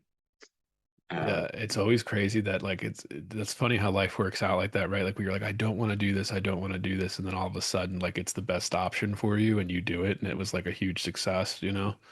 yeah, Well, Ed O'Neill wasn't doing anything for a while there. And maybe because he was turning down half-hour sitcoms, because I'm sure that's what he was getting a lot of offers for. yeah, And maybe he just didn't need to at that point in his career and was like, nah, I'm done with half-hour sitcoms. But then, yeah, and that farewell, modern farewell thing at the end of the season here, he mentions that specifically, being mhm, like, look, I read the script. He's like, and then I was just thinking to myself, like, it's pretty good. Like, it's a pretty good script. And like all of that, he's like, all right, what else am I doing? Make the deal. mhm, And then Eric Stone Street told that story of how after they filmed the pilot, 6 months went by, nothing, you don't hear anything, especially if you're a no-name actor. And he said randomly in his car, he got a phone call from like an unknown caller. He answered it. He said it was Ed O'Neill. And he was just like, uh, Eric, I saw the pilot. And he's like, oh, really? He's like, it's fantastic. He's like, if this show isn't on the air 10 years, I don't know what the hell I'm doing in this business. And he's like, okay. He's like, that's when I knew because Ed O'Neill told me that this show was going to be a hit and that it was going to be on for 10 years. He's like, so before we even started filming season one, he's like, I knew like that this was just going to be a hit mhm. because Ed O'Neill knew. Yeah, dude, man, nice send off for Ed O'Neill. I mean, if he doesn't do anything else for the rest of his career, like good way to end. Yeah, another kind of TV dad, but also like different than like a little bit different than Al Bundy, a little bit different than Married with Children, tone and all of that. Yeah. But I mean, he's Yeah. played like if you combine this and Married with Children, 22 years of being like, I mean, just I like iconic television shows. Oof, what an actor, Ed O'Neill. He will be missed. And I guess by the time this show ends, yeah, like he's well into his 70s, right? Like by the time this Mhm. show ends, because he was like in his 60s when it started. Yeah. Uh, and you can kind of see him like visibly age towards like the last three seasons or so. He like shows up at a point. It's like, oh yeah, this guy hit 70. Like, Yeah. It there's was, just there's but nothing you can do unless you're getting plastic surgery. That like, yeah, once you start hitting that age, like it starts showing. Yeah, it was funny, like in the documentary, Sofia Vergara was like, you know, oh, it was very easy for me to be attracted to Ed in the beginning because, he was like right in his prime. And I'm like, this guy was like, he was already kind of old, but like, yeah, I guess I see what you mean if you compare it to kind of 11 years later. You look yeah, back, you forget, oh, his hair wasn't really gray in those couple seasons, right? yeah. Not as saggy, not as wrinkled, all that kind of stuff. It was like the end of his middle age kind of prime. Yeah, because I mean, shit, when he played Al Bundy, how old was he when he played Bundy, dude? I mean, 30 Uh, something 30s and into probably his early 40s. 40s. Yeah. Yeah. So, and I get people aged, boomers age differently than everybody else, but yeah. Uh, Oh, and the other thing about this episode with Trees a Crowd, episode 8, there's Joe has a boy princess party. Yeah. It's a little line at the end, and then Gloria's like, "Oh, so you're willing to take Joe to his boy princess party?" And then Jay was just like, no." I draw the line of that. But of course, it's 2019 into 2020. Of course, boy princess parties because gender's a social construct. Mhm. None of that matters. Boys love dressing up as princesses, and they're definitely not gay when they're doing that. They're definitely not like going to be gay in 10 years. Yeah, Like, they're definitely definitely a woman, and it can't be gay. dude, I remember being that little, and I had an older sister and stuff, and I would do things like, yeah, put on her dress or something when I was 5 years old, but it wasn't like a fucking themed party. It was like a random thing I did as a kid, and like everybody laughed and took a picture, and then like that was it. But now it's like, oh, we're gonna have a princess themed boy princess party. Boy princesses. Yeah, no thanks. But yeah, that was all I had for that one. Dude, episode 9, the Uh, last. No, no, can I? yeah, please. Yeah, bathroom break. Oh yeah, I yeah, yeah. forgot. Go for I it. Yeah. forgot that. The Last Christmas. And Christmas was one that they didn't go out of their way to make an episode every season. Some seasons we'd skip it. Hmm. But this one they make clear it's Christmas and it's literally called The Last Christmas. Yeah. And once again, everyone hates Christmas because it's like an obligation or something, right? Like everyone's like, oh, Christmas dinner. Um, this one with this is the Luke and Manny hashing it out. I think this is the one where they're talking and Lily's like, "Oh, I didn't think this house could get any gayer." Because they're like talking about like being like pissed at each other for like being after the same girl. Hmm. Um, and of course, any male failings is gay. But also, yeah, Cam getting a job or getting a job interview at for the next level for a college coaching position. Uh, Gloria and Phil with the real estate thing. There's like a conflict between them. Um, uh, Yeah, she's Alex catches Gloria interviewing for like one of Phil's competitors, who I don't remember them introducing before, but in one of the previous episodes they introduced them as like one of his rivals. yeah, I don't know, maybe they did appear, but I think I'd recognize them. It's like a mother and son, and they like look alike, the blonde hair. yeah. I don't think Um, they appeared until that season for like episode 4 or whatever, when yeah. the sign is being stolen Hmm. and Phil thinks it's them and like confronts them. Uh, that's funny too when he confronts them and he's like popping those balloons around their sign as like a torture thing or whatever. Like, it's funny. And Ty Burrell's always great. But overall, dude, I mean, what do you think of this Christmas episode? Of course, it's the last Christmas episode. Uh, Again, it's one of those episodes where it's just, a lot going on. You have all those storylines, like, and they're all in the same room. So real fast dialogue, like really quick moving in and out between storylines. Um, I thought there's Jay has a great line. I think, uh, as he was arriving, Nick or Cam was saying like, "Oh, I hope he's wearing that scarf that I got him." And you can hear like Jay outside coming up to the door. I hate this damn scarf. It makes me look like Angelica Houston.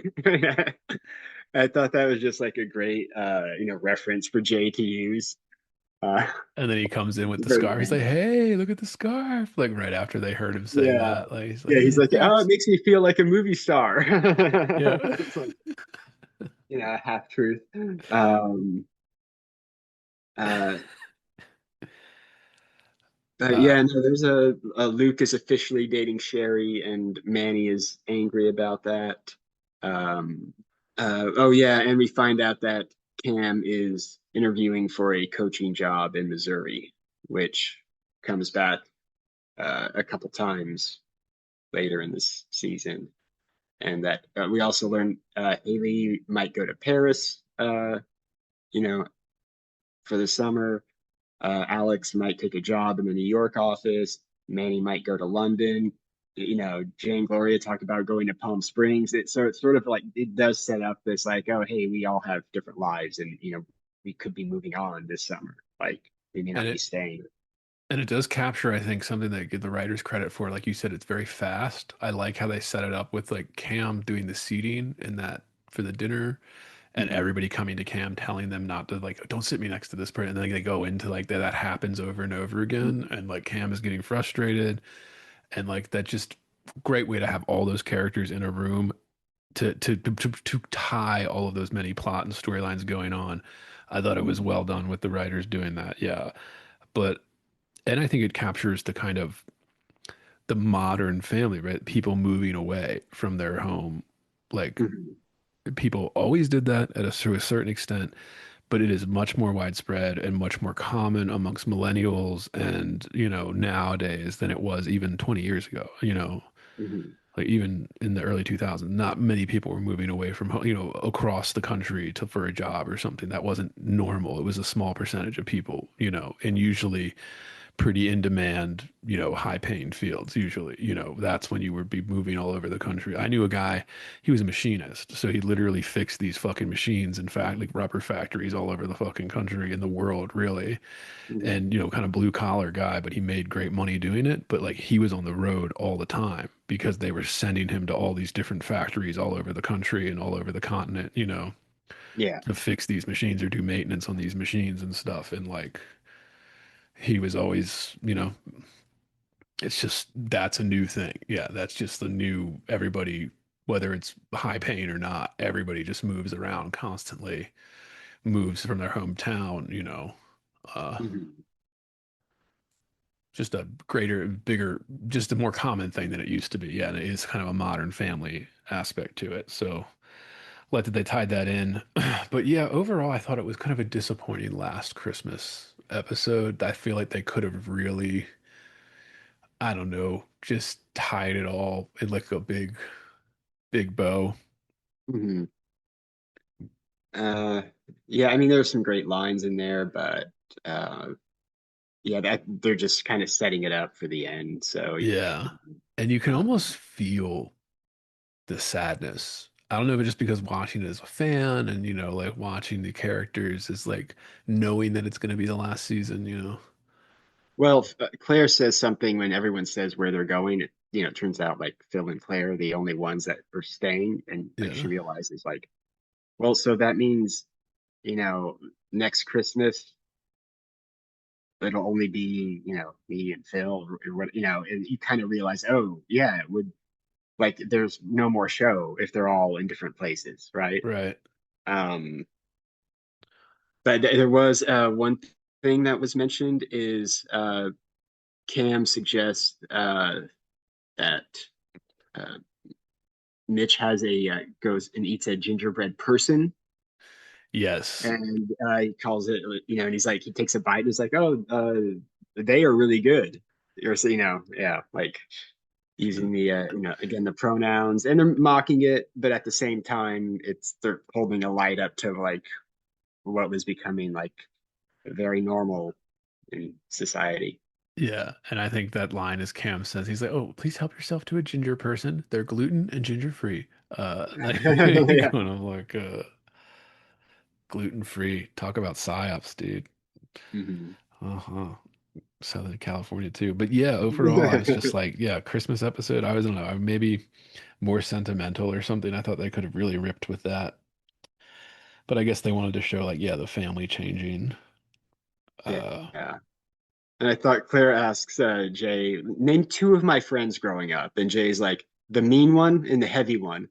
I thought that was a great line just because, like, I don't know, my boomer parents never remembered my friends' names growing up. It was always like, yeah, they'd give me like a description or something.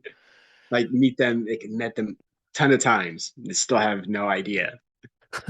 Yeah. So I related to that a bit. yeah. Uh, Episode 10, the Prescott. This is with Alex's new corporate job at this like fancy hotel or residence or something. and they're all trying to use Alex's code to get into the amenities. I love this episode. Stephen Merchant This is is back in the one of my same, favorite episodes of the yeah, season. Yeah.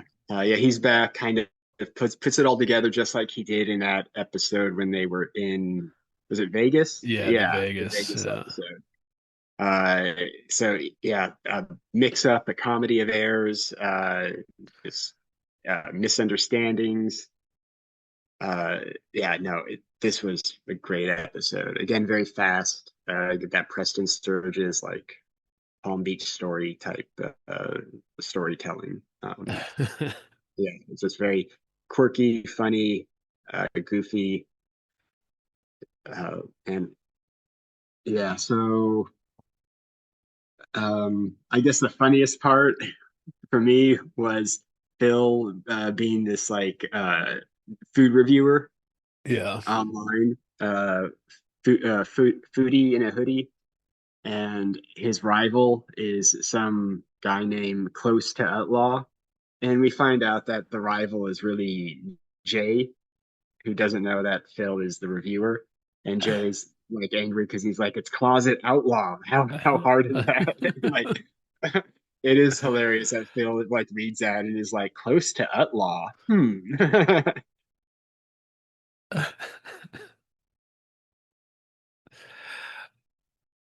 The Trolls. Dude, we also have guest starring David Beckham and Courtney Cox. Yeah, oh yeah. Kind of a random pairing, but they aren't given much to do besides just be there. They're the decoys that like yeah for Luke and Manny because they think they're meeting up with like a couple of older women they met at like the exercise class. Um, and again, a misunderstanding occurs, and then uh, Stephen Merchant's character, kind of steers them their way. Um, Stephen Merchant's so good at that too. yeah, and Cam wants to stay at the hotel so he can meet David Beckham and have David Beckham leave his outgoing message on his phone. And there's the great bit with Snoop Dogg leaving the message, and it's like um, uh, that was funny.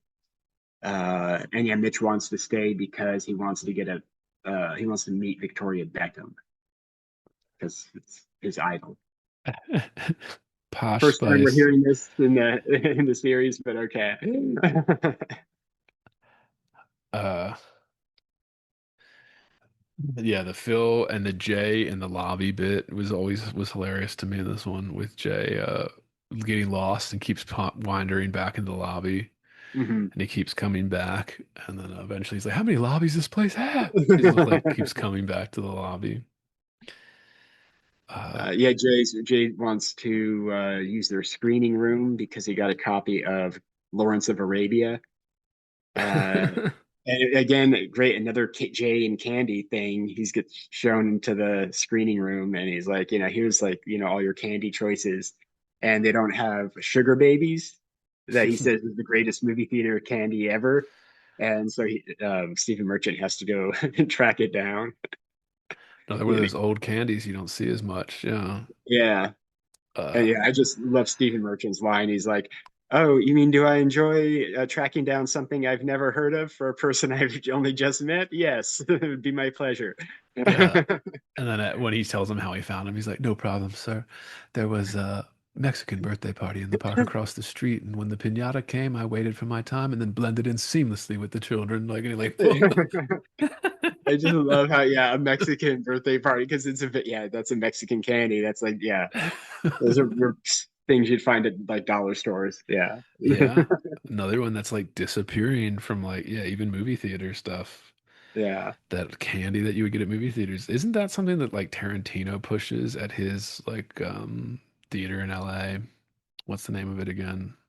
Park? No. No, it's another one of the old ones like the ArcLight, but he bought it and revived it. I forget the name of it, but it's some big movie theater that's always been famous in LA, but he's like kept it alive for like the last 10 years, 15 years. he's like big on stocking like the old school candy. Like he's like big on like the traditional like 70s movie theater candy. He like finds it and like stocks it like at that place. What is the name of that? Whatever. Listeners know what it is. You know what we're talking about. Yeah. Who cares what the name is of a movie theater I've never been to in LA? Uh, but yeah, David Beckham, Courtney Cox, I was kind of like, okay, they don't really know what to do with them, but it's funny still with like Courtney Cox was the one that was really random. Did she have something she was promoting at the time? Like I don't make sense. I I mean, not that I know of.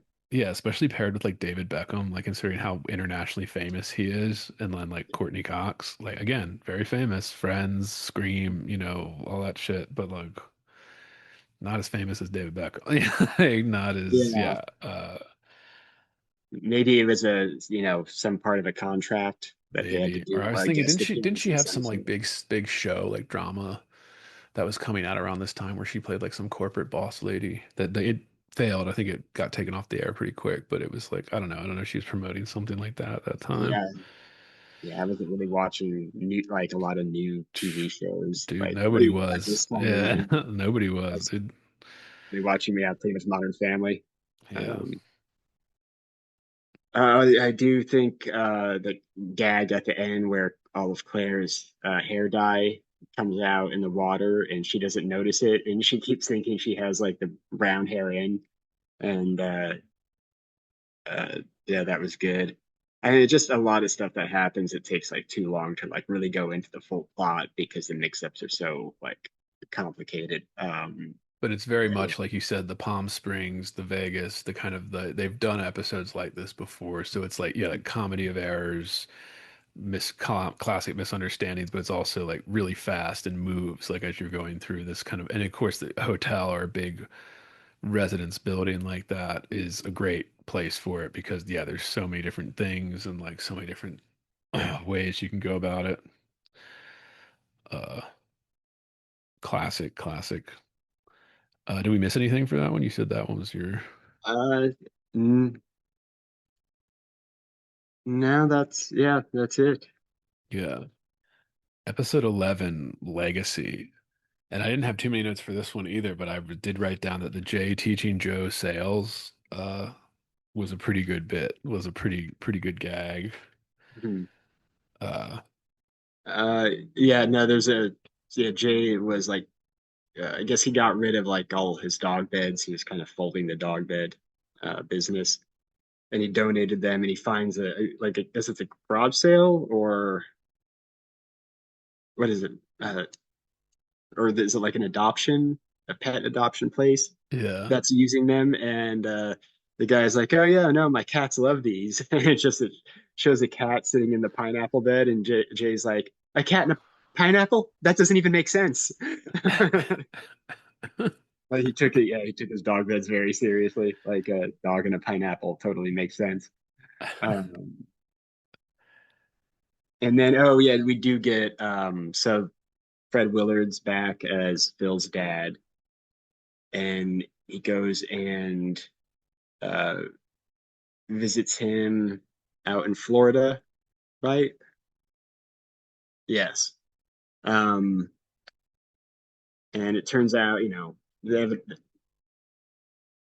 have a good time, a nice time together. And that's the last time that Phil sees his father because they reveal in the end that he died. So it kind of that closes that, storyline.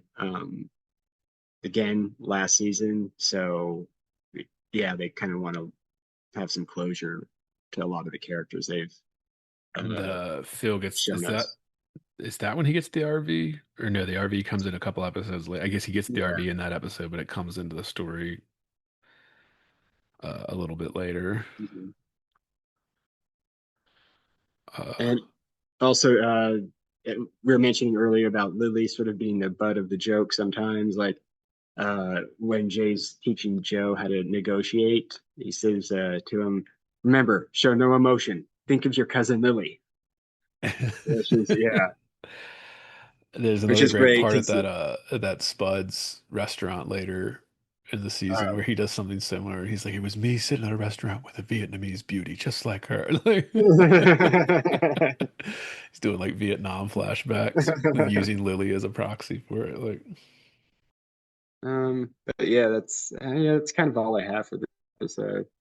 I didn't have much either for that one. I was just kind of like, that Jay and Joe thing. Yeah, Jay. Um, and then episode 12 was Dead on Arrival, where we have Josh Gad coming back. And I mean, at this point, Josh Gad is like rich as hell, like fucking Olaf in the Frozen shit, like Disney just getting that Disney money, Yeah. uh, playing Gaston and Beauty and the Beast, or no, playing LeFou. Yeah, this is the episode also where, oh, well, Josh Gad, yeah, so he returns and he's being filmed by a camera crew for a documentary where he goes back and he visits people who influenced him, and his person is Phil, and he wants to take Phil into space, International Space Station. And Phil has to act excited, but really he's terrified. Yeah, he's terrified of going in. That's great too, and the way Ty Burrell plays it, Hmm. uh, is great. Yeah, this is another one where they bring Josh Gad. I'm not sure why him of all the guest stars they decided like I could have cared less if he never came back, you know? But Probably then because people knew him. that's true. He'd be gotten way more famous since his first appearance and like, And he had shows that he was, I think, doing at the same time. I think that even may have been on ABC. There's that one where he was like the president's son. oh I forget what yeah. it was called. And then he did another one on FX, which I think is like owned by the same eight people that owned ABC. It was Yeah, like Disney. comedians with Billy Crystal. So he had a Oh. couple of projects that, that the studios could kind of have a crossover to in a way of promoting. And they're also kind of poking fun at like this was the time when like Jeff Bezos and everybody was like, we're going into space. Like all these like rich tech people were like founding space companies, like space exploration. Yeah. So they're making fun of that. And really the thing I wrote down about this episode, Haley has this line towards the end when they discover that Phil's terrified, doesn't actually want to go to space, and we find out that the Josh Gad character is actually terrified of it too, but just wanted Elon and Bezos to think he's cool, Hmm. because they're doing it. Yeah. And he's like a fellow tech billionaire or something. And he like wanted them to think he's cool. Mhm. And then Haley says, "Look, launching white men into space hasn't been cool for years." Which is a funny line, but it's also true, right? Because it's also like nobody giving a shit about launching people into space. But again, the Yeah. woke part is the white men into space, right? Hmm. Really, launching anybody into space hasn't been cool for years because it's just like tech nerds that are doing it now. Whereas in Yeah. like previously, it was like some feat of engineering that everybody was in awe with, but now it's just so normalized, nobody cares anymore. Um, But yeah, I was just like, oh, there it is. There's that little bit of the culture, that culture. It's fully ingrained. We're just like, oh, it's just one-liners now. Yeah. No, and Uh, we do the Cam and I did like the Cam and Mitch story because it brings two old actors um, into the picture. Paul Dooley, who he's been in a lot of movies, but my favorite role of his, he was the father in the film Breaking Away. If you ever saw that, it's a, like no. 1979 film about like a guy who wants to be a professional bike rider. It's and Ed Asner. And they're two old men that Cam and Mitch try to reconnect, but it turns out like one's mad at the other because like when they were in high school, like one of them told the coach that he was a communist and got him kicked off the football team, Yeah. and the other guy's mad because he said, I only did that because you stole my paper route. I had to deliver ice, as a summer job, and it was just like Cam and Mitch are like, wait, how old are you Yeah, guys? delivery nice. But it was I mean, I guess that was my grandfather's generation. Yeah. And if he were around in 2020, he would have been like almost 90. Yeah, like at that time. So Hmm. like would have been like 95 now. So, that's he delivered he was a newsboy, like a newsie, basically, like in the Great Oh, Depression, yeah. yeah. Baltimore City. So like shit jobs like that, like it was only like what, that would be three generations ago in my family that you would deliver ice or papers or yeah, be a newsboy or something or like sell peanuts at the baseball. I mean, I don't know. Hmm. Stupid little kids, but yeah, how old are you is a great bit when they do that. And yeah, I forgot about that where the old guy shows up at their house and is like, I used to live here. This is where I'm dying, and just like sits down on their couch to like die. Yeah. And then they like intervene in the because it's mentioned that Senior what's his face at Cam's school has screwed him over or something again, one of his rivals, the Will Yes. Sasso, who Yeah. doesn't show up, but we get a mention. Hmm. And then like at the end of the episode, Cam's like, see, you need a rival. It gives you a reason to live, like to have a rival, like to as the old guys. He's I'm gonna make his life miserable. Yeah, yeah, he gives advice to Mitch about how to get back at the coworker that's been eating his peanut butter, and he's like, "Stick laxatives in the peanut butter." And yeah, Mitch ends up like writing down his ideas, like to get back at him. Um, And that's yeah. what like yeah, like they Josh Gad's like, oh right, instead of going into space, we'll do some Save the Wolves conservatory thing. And she's like, Phil Dunphy Conservatory for Preservation of Wolves. And then Mhm. he leaves, and then Phil's just like, I'm terrified of wolves. He's like, like, it's just so great.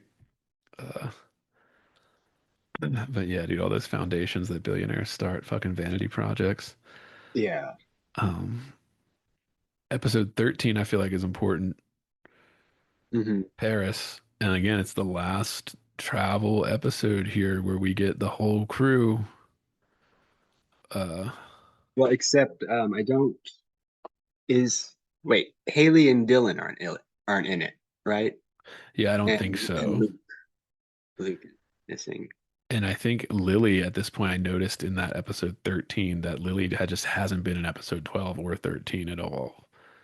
And then she Hmm. comes in and matters in episode 14 with the Yeah. first date or her date or whatever, but like just isn't in there. Uh and again, we've been pointing this out as we gone through, listeners, that yeah, it's probably because that actor's not great and Mhm. they probably the writers are probably not even thinking about her because of that. Like because she's Yeah. so like think of how many takes they had to do before they'd like print one of her you know, and like it's still that bad. She was probably Yeah. pretty bad to work with. So I bet the writers just like how are we supposed to work with that? Just an afterthought as they were writing. I mean, even in the documentary, they like, I think there was like one clip of her saying something about the show, and that's it. Yeah. Yeah. Uh, but this is the Valentine's Day episode too, so this is technically like the last Valentine's Day episode.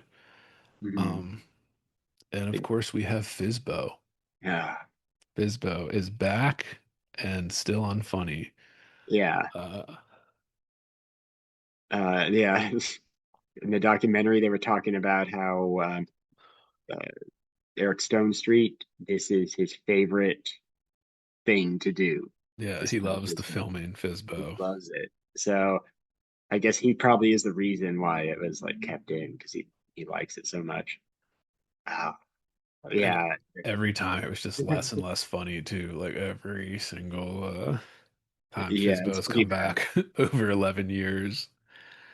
Yeah, the Fizbo thing. He sees another Fizbo when he's in France as a street performer, and yeah, he just remembers that. Oh yeah, when I was a kid, I got a book um, about clowns of Europe, and there was like a Fizbo, Beau, and that's where he got his idea and loaded in the Yeah. name from. So he's finds out he's not an original. And the best part of this was uh, Claire's old crush. Yeah. Like, so yeah, she had planned to meet up with some guy 30 years at a Paris cafe, and that just happened to be now. And Phil was waiting with him, and they both meet Claire. But I guess this guy find out that they have a similar interest in magic, and that just kind of gives Claire that's a turn off. So she just wants to leave them both immediately to themselves, and they become like the best of friends. I think that's great. That was great, like twist there. Uh, I loved that they teased Clive Bigsby back, Yeah. his French counterpart, Claude Bigsby. Yeah, because dude, I just love when Ty Burrell does that. Like, it's just so great. They killed it way too soon. They should have had him bring it back every single season and gotten kind of more outrageous each one. Yeah. I guess that last one was pretty hard to top with the being in the old lady's like wrong hotel room or whatever, and Yes. that was hard to top. But still, that's I always love when that comes back. Yeah, the 30-year plot love story about like Claire being a slut, like when she was in college, and like Phil does that great little speech. He's like, "My wife did things before we were together," or whatever. Like it's so funny because he's like saying it as like an angry thing, but it's like coming off terribly. I forget most of Jay's plot line in this, but oh right, he's supposed to get an award Yeah. but it's actually for his rival who died last season, and He's accepting it for him. yeah. And But there's the Manny, like, even though he's supposed to speak French, sucks like, at it. kind of, Yeah. yeah, misheard it. Um, and so, yeah, that's why they're in that situation. And I love how they do sort of reference, because Gloria makes that snide comment, like, oh, go practice that French that you learned instead of learning Spanish, Yeah. She's because there like, was that big episode where he was deciding on whether to take French or Spanish, and Gloria was pushing Spanish, and yeah, he took French instead, and that was always like kind of resentful. I think the line is, Manny, go check us into the hotel since you decided to disgrace our family and learn French and not Spanish. Like, Yeah, which is a very Latin mother thing to say, but also, yeah, funny. I forgot about that too. Again, that cultural stuff, right? yeah. Oh, my children, Um, they don't speak my language because they grew up in this American culture, blah, blah, blah. mhm. Uh, yeah, go on. What were you gonna say? um, no, oh, they do mention, and this was, I swear, this is almost like a Mandela effect for me. Uh, they mention the Notre Dame Cathedral, the Same. I had the fire. exact same note, dude. It What did you? wasn't that later. I swear No, that fire no. was later. I think I it. swear that's I know so it crazy. happened towards like the end of Trump's first term because Trump was still in office when it happened, and everyone was making fun of him saying how they should put the fire out. I remember that being like a week-long news cycle. So the last, all right, let me find out when this episode, exact date it aired. Um, February 12th, 2020. Okay. When did the Notre Dame fire happen? Because I swear I Or was Notre living Dame. here. Sorry, we're American. We say Notre Dame, but Notre Yeah. Dame, uh, that magnificent Gothic church.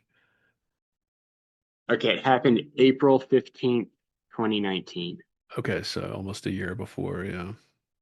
which is just crazy because I swear I was watching it on TV burning like here in Vegas. And I did not move to Vegas until late 2019. Hmm. That was still in California at this time. I just remember it happening later than that. That's yeah, It did that's burn for like crazy. I mean, it burned for a while. Like they were, but yeah, I noticed the same thing where like, yeah, they worked that in a cultural reference to the current Mhm. event. And Jay is lamenting, she's a shell of her former self, like, yeah. And maybe it's symbolic also of the burning of that magnificent church. Um, and I know it wasn't like vandalism or anything. It was like an accident as they were doing restorations, but like, at least that's what they say. But it is maybe it is symbolic of something that happened on the eve of 2020 on the the burning down of Western civilization in a way. Like, this is Yeah. kind of, and then you have Jay like sitting there. Uh, Mhm. yeah, just man, that was huge. Yeah, dude, all these references that we've already forgotten about, just to show you how the culture has moved so fast, dude. I mean, an event like that. Well, granted, nobody's forgotten about it, but I mean, nobody talks about it anymore. But it's just like an event like that will be written down in history forever because, this Notre Dame caught on fire or Notre Dame caught on fire. So it's, I'm pretty sure all the fires that ever happened in that place have been documented throughout its existence.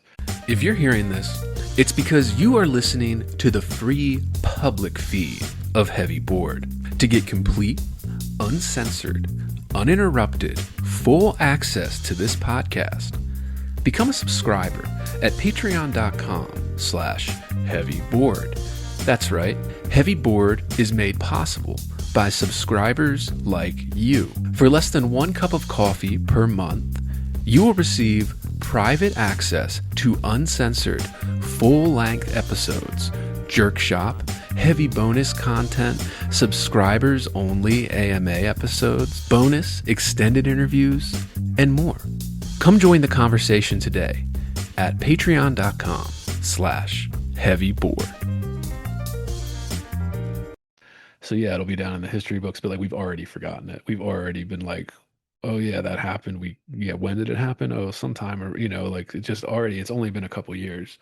Like that Yeah. never used to happen in the culture. Like we've become such a forgetful culture in a way. Like we're so forgetful of things that have happened even recently if they're not being shoved in our face on a timeline every Yeah. I mean, I day. remember it like they reopened it like what last year or something like Yeah, that. because they said it would take a few years to rebuild that. Yeah, I mean, you have to Yeah. rebuild that whole facade. I mean, that the whole ceiling, like on that side, the iconic spires and stuff were on fire. Like, so you had to rebuild all Yeah. those things. Like, So I mean, yeah, like so I remember it because yeah, when they reopened it, but yeah, I'd forgotten about it and for a just couple things like years. that. Like, I remember when that happened, dude, there was a huge thing in the news, like storylines about, like, yeah, like salvaging the artwork. Mhm. Like, they had teams running in trying to salvage that. Like, it just, so many artifacts, the marble that just can't be made anymore, that's gone. Like, it just, yeah, things like that Mhm. that are like we used to get much more upset about as a culture, but like we just aren't anymore, forgetful culture, stupid culture, Mhm. disposable culture. Um, yeah, yeah, that was crazy. Episode 14, Spuds. This one might have been one of my favorites of the season Mhm. as well, even though we do get like it's like the big flashback episode where like the really sentimental stuff starts happening. Uh, Yeah. Jay's back pain is a great gag during that little show. It's hilarious. When he like breaks Mhm. down and he gets on his knees, like, save the flag, boys. And they all come over and do like the Iwo Jima, like, or whatever.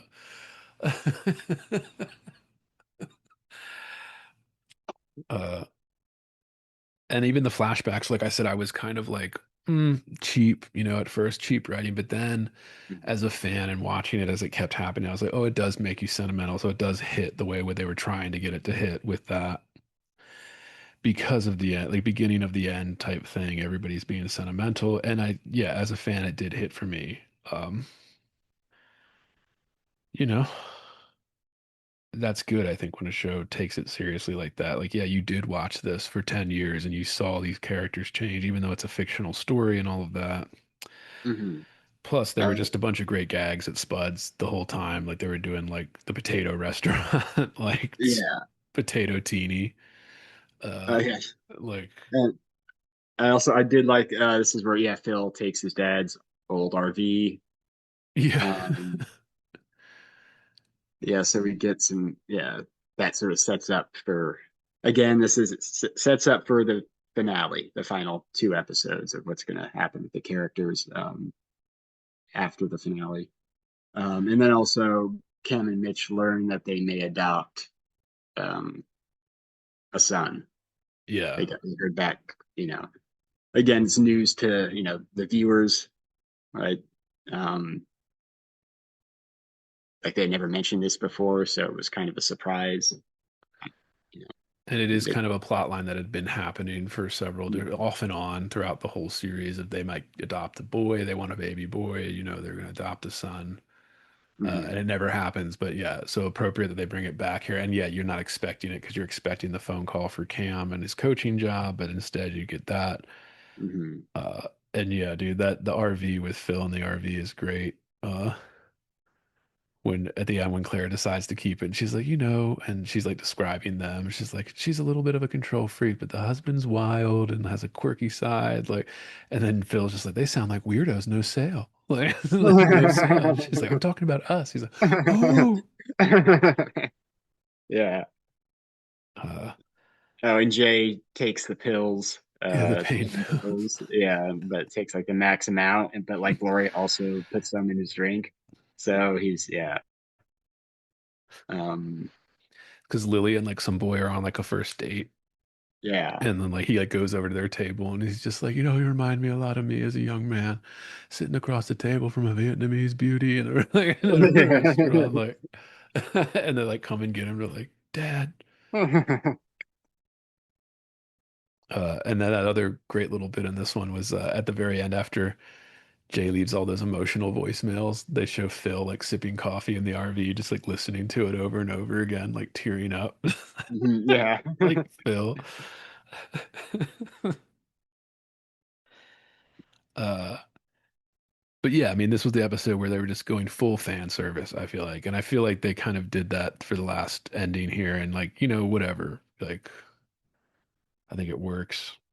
Mhm. A lot of funny bits in that. I guess that's all I had for that too, for episode 14. Uh, Yeah, I don't have anything else. Episode 15, Baby Steps. We get the broken step story. We get the Mitch and Cam adopting a baby story. Mhm. Um, we get this is the episode with Alex getting protested at her college for working at a multinational cutting edge company. Arvin is Yeah. brought back. Yeah, this was a lot happens in this because I guess, yeah, they're setting up for these final two episodes to really end it. Um, and I guess this is the one where Cam and Mitch decide to buy a new house too. Yeah. Because yeah, because if they're gonna adopt, they wanted a bigger place. And yeah, it turns out, yeah, Cam does the coaching job. Um, Claire's interviewing for an organizing company. Uh, Yeah, yeah, but really, yeah, it's Alex meeting Arvin again is kind of like the one of the bigger things because that's it kind of you expected them to be together right when yeah. Arvin was introduced, and like they switched it up, and he went with Haley, and we never really heard from him again after they broke up, and then yeah, he's back like a more natural match, just like Dylan was for Haley. And all the college students are protesting Alex and like shaming her. And Hmm. then Arvin like is like, well, yeah, I'm gonna shame you too. Like he like it's almost like a parody of what college professors were doing at the time, right? Like publicly, privately going to people and saying, "Oh, I think it's really messed up what you're doing," but then publicly being like, "Yeah, that's a shame. They should be ashamed of themselves." Like Yeah. that was what was happening when we lived through the second Red Scare uh, Mhm. in those years. Uh, but I just thought that was hilarious. I was like, "Of course we have to do this." And then at that scene when she's talking to Arvin, he's like, "If true, they were a little harsh." He's like, "I would have said something like." Whatever your company name is, a multinational corporation that cares more about profits than ethics. And that's supposed to be like some insult to the company or whatever. Yeah.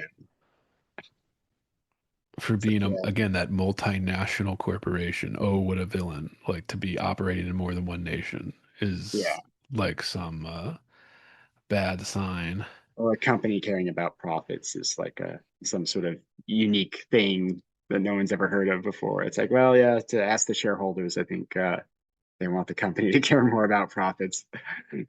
And of course, Alex is conflicted because she's really conflicted about working at this cutting edge research, like that pays her a lot of money.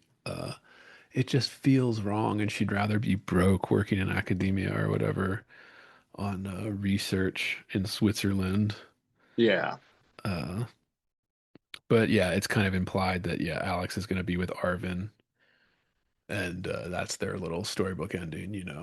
Doing Mhm. like their nerdy research together. You know,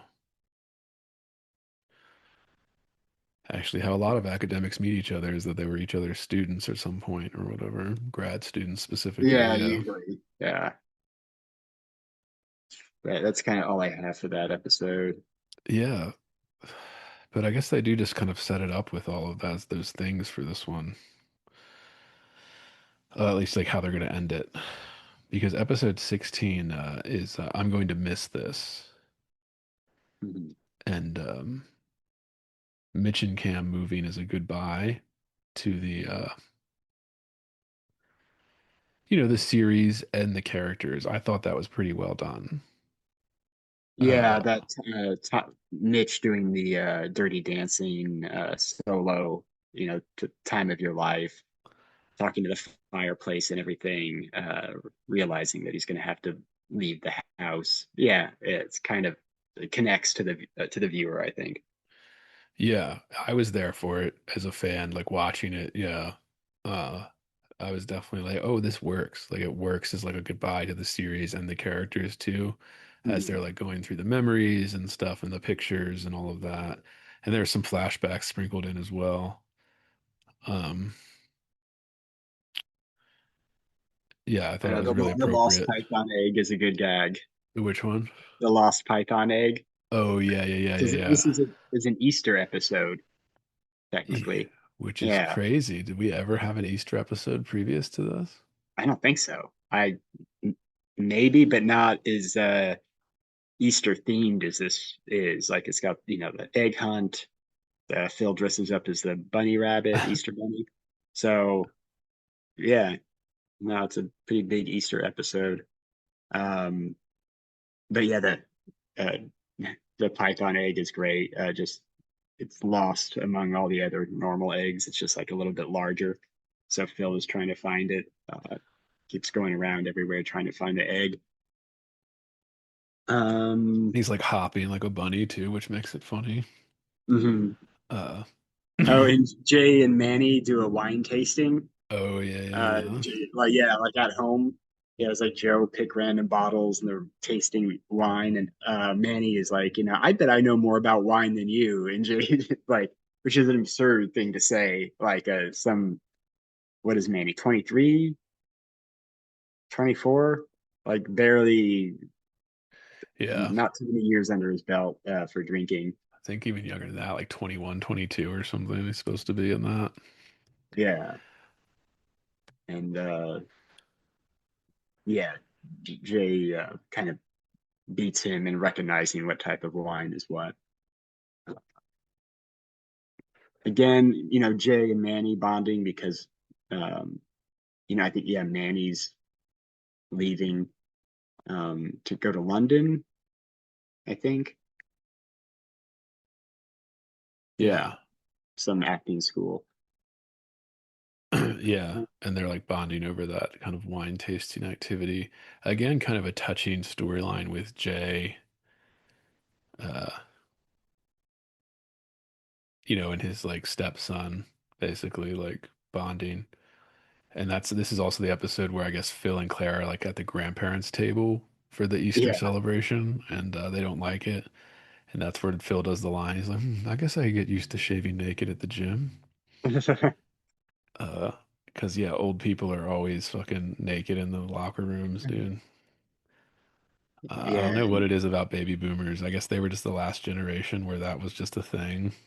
Yeah. I mean, it was very normal to like shower after gym and everything. And Yeah. usually everyone was on some sort of a sport, played some sort of a And sport. it was like the old school big open room, like shower room. So just like Mhm. prison nozzles in the wall and like that's it. Like Yeah, yeah, like and you just have like 10 of them against the wall. Everybody's just naked showering.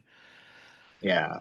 So crazy how the culture has shifted since then, you Yeah, no, know. you don't need, no, they don't even have showers and shit. It's not even an option. Yeah. But yeah, that's great. The old people table, and then they try to get to the young people table, and they don't fit in quite at like either of them, you know. Yeah. Uh, but yeah, and then as I was watching these last couple episodes, I was thinking to myself, yeah, man, like we've covered like all the big cultural shifts and how like this show has really embodied them, you know, the marijuana, the polyamory, the wokeness, the college protests, the The gender, proliferation of like the race communism or whatever that people are obsessed with now. mhm. The Um, gender stuff. yeah, gender, uh, and even like the shift in TV writing being more focused on politics with these kind of old references to Hillary Clinton losing the election, and Mhm. then Marianne Williamson even running in that election, you know, Mhm. things like that. The changing of the family, yeah, the moving away, the kind of millennial perpetual gig economy that like Haley and and Luke are forced to live through. Uh, you know, all of that. Yeah. And I mean, yeah, you just didn't really have that with sitcoms other than maybe, I think, All in the Family referenced current political events at the time. But like when Watergate happened, I don't think like any sitcoms were like really, you'd have a reference to it or something, but there wouldn't be shows built around it like Modern Family did with the Women's March and the Yeah. pink pussy hats, right? Like it was all this stuff that was very just like, a moment in time that who knows years later would people even like get the reference. Yeah. And I was just thinking more about that, yeah, as we approach the final episode, which is the two-part episode that's kind of pushed together. At least Mhm. it is on Hulu. I don't know how it aired. I think they aired it like back to back. Yeah, right. Yeah, they aired on the same date. It was just, um, back to back, two episodes. And we have Jay with another like butler like statue. Hmm. Uh, Yeah, that was great. That's because it looks just like that dog statue, except this is like some human looking barkeeper. And it's got red hair and he's like a little portly. So he says it's, the portly part is Cam, the red haired part is Mitch. So he calls it Kitch. And like Cam and, all their gay friends think it's just great. And Gloria is still repulsed by it. yeah. Uh, I also think that we got the first fuck dropped on this episode. Really? It's when Cam says that he got the coaching job and they're moving to Missouri basically. And then Mitch is like saying he's all supportive. And then Gloria after that is like, oh, that was so big of you. And he was just like, well, what the fuck was I supposed to say?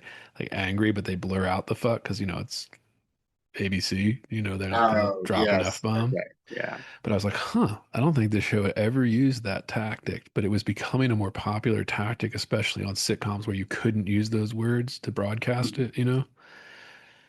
Um, so just interesting how that shifted suddenly. It was like, whoa, they Yeah. 11 years they don't drop a single curse that couldn't be aired on ABC for the jokes, and except for that one. Yeah. Uh,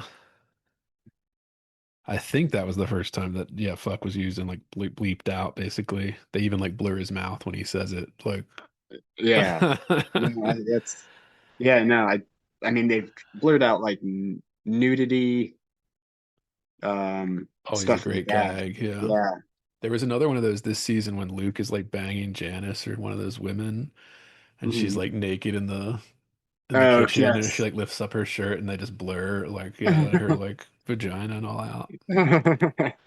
Yeah, that was good. Yeah, so I mean, this kind of tie everything up. Cam gets the job. Uh, they have their baby that they named Rexford. Yeah. Very millennial. Yeah. Yeah. I did like the not false goodbyes, but Yeah. like they kept saying goodbye, and then their flight kept getting delayed for some reasons. So they always have to redo their goodbyes. Also, Luke and Haley and Alex recreating the puppy tape Yeah. that Claire liked a lot. I don't know, that didn't really work for me. Yeah. It was not funny. Yeah. Uh, oh, and Jay. Okay, so again, Jay learns Spanish. We find out he's been doing like a Audible type or not Audible, Babble. Babbel, Yeah. yeah, type thing to learn Spanish for Gloria. And I recall in one of the previous seasons, and I think this is actually the same episode where Manny doesn't want to learn Spanish and he wants to take French. Um, Jay realizes that she wanted Manny to take Spanish because she wants someone to talk to in Right. Spanish. There's no one, she has no one who knows Spanish there. And as a surprise, Jay hired Manny's, former Spanish tutor to tutor him so he can speak the language for her, with her, Right. as a present. And that was a sweet gesture. And we never really heard about, any of that. So, I mean, maybe he dropped it and then he's picking it up again. Yeah. But yeah, we kind of revisit that. So, yeah, that's kind of that through line of, um, Gloria always kind of missing her culture a little bit. Yeah. And they make a funny gag out of it with him and Phil spooning on the bed. Yeah. Uh, that's good. And And everyone then thinks Jay is like going senile because he's yeah. just like alone, wandering off, like just staring, but he's just listening to the Spanish instructor. Elizabeth Banks shows up for her 130 seconds. And it's funny, it's fine, it Mhm. works that Sal, like slut friend of their that's like a party girl still when she's like too old to be. Mhm. Uh but I don't know. I mean, what did you make the ending? I thought the ending was pretty. I mean, it was fan service for sure, but it was also touching, like the way they have it play out and like the saying goodbyes. And yeah, still going humor for it first with the multiple goodbyes, but making that like still touching each time that they did it, you know. But then like having Yeah. the jokes, yeah, Yeah, no, I liked it.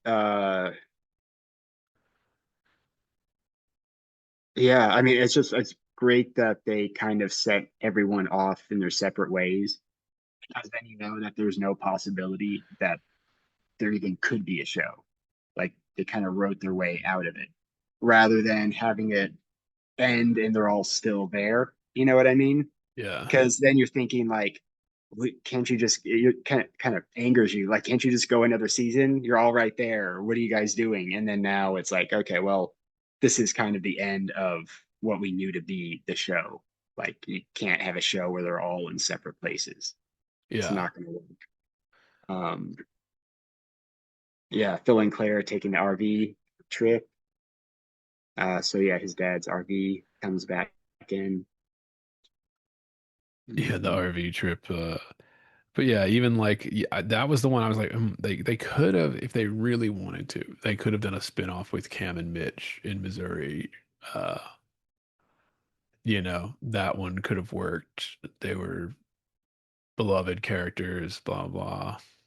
yeah, Just think of how many spin-offs like the Big Bang Theory has had that, yeah. ended, ran for around a similar time around this time. Mhm. Uh, I'm surprised they didn't capitalize on yeah, the last American sitcom, literally the last sitcom to like get a huge following and affect the culture and so forth. Yeah, I mean, I'm glad they didn't do a spin-off. Yeah, I mean, it would have Uh, been good, but like, yeah, I'm surprised they didn't. yeah. Um, I love it when Cam gets the job. He explains that, like, oh, well, Apparently the old coach got drunk and held a press conference and blamed a lot of stuff on Jews. I was like, yeah, that's why they had to how Cam got the job. Oh yeah. Oh yeah, because again, that was something that was happening. And we talked last season. There were like a bunch of references to that, like Mhm. somebody getting me too'd or like yeah, canceled in some way. Uh, Mhm. uh, but yeah, overall, yeah, I would say I was like, yeah, like I can't complain about how they kind of chose to end it. Uh, with yeah, the new baby and moving and like all of that, and really, what matters is yeah, I mean, I guess Cam and Mitch kind of stole the show. They have Mhm. from beginning though, like season one, they had a lot of screen time and like they still did because it was a great dynamic. Uh, And the but very yeah, final shot of just like kind of moving over the picture frames, yeah, old, shots of like, you even see like Cam's father in one of the pictures and stuff like that, like all the any family member um that they've had. I think even Andy was in there. Because I'm surprised they didn't bring Andy back just for like a little something. But yeah, Adam Devine was already making uh, probably had a million stuff going on at this yeah. time. He was becoming a star. But there it is, man. 11 fucking seasons. Yeah, I mean, it is crazy to see where this show went from season one to season 11. Because I remember just like on season three, I'm like, what more can they do? What can they do? Yeah, Um, but no, but they do a pretty good job of like, jump the shark sometimes on a couple storylines.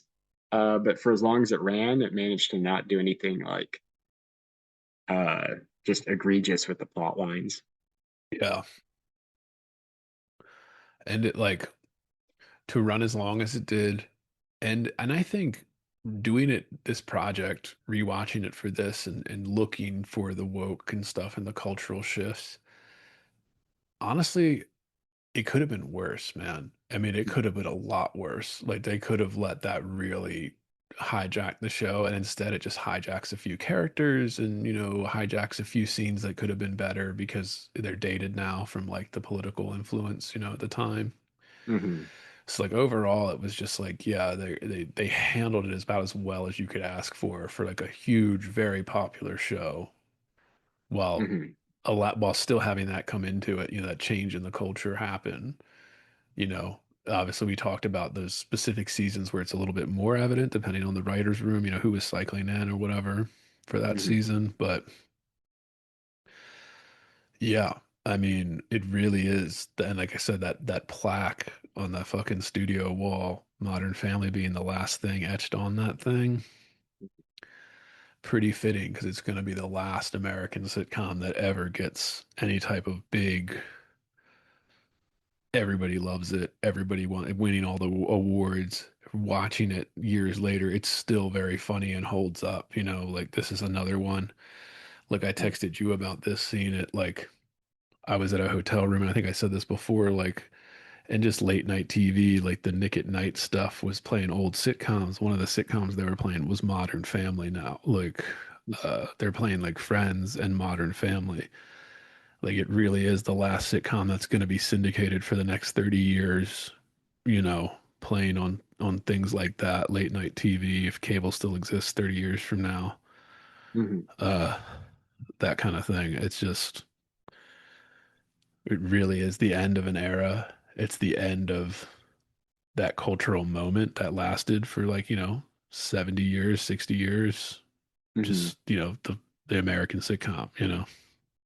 Like, I mean, it's weird that they were playing it on like Nick at Night, just because, yeah, I mean, Nick at Night, they have to show more modern stuff. They can't show like, The Odd Couple or whatever, like they showed when like I was younger.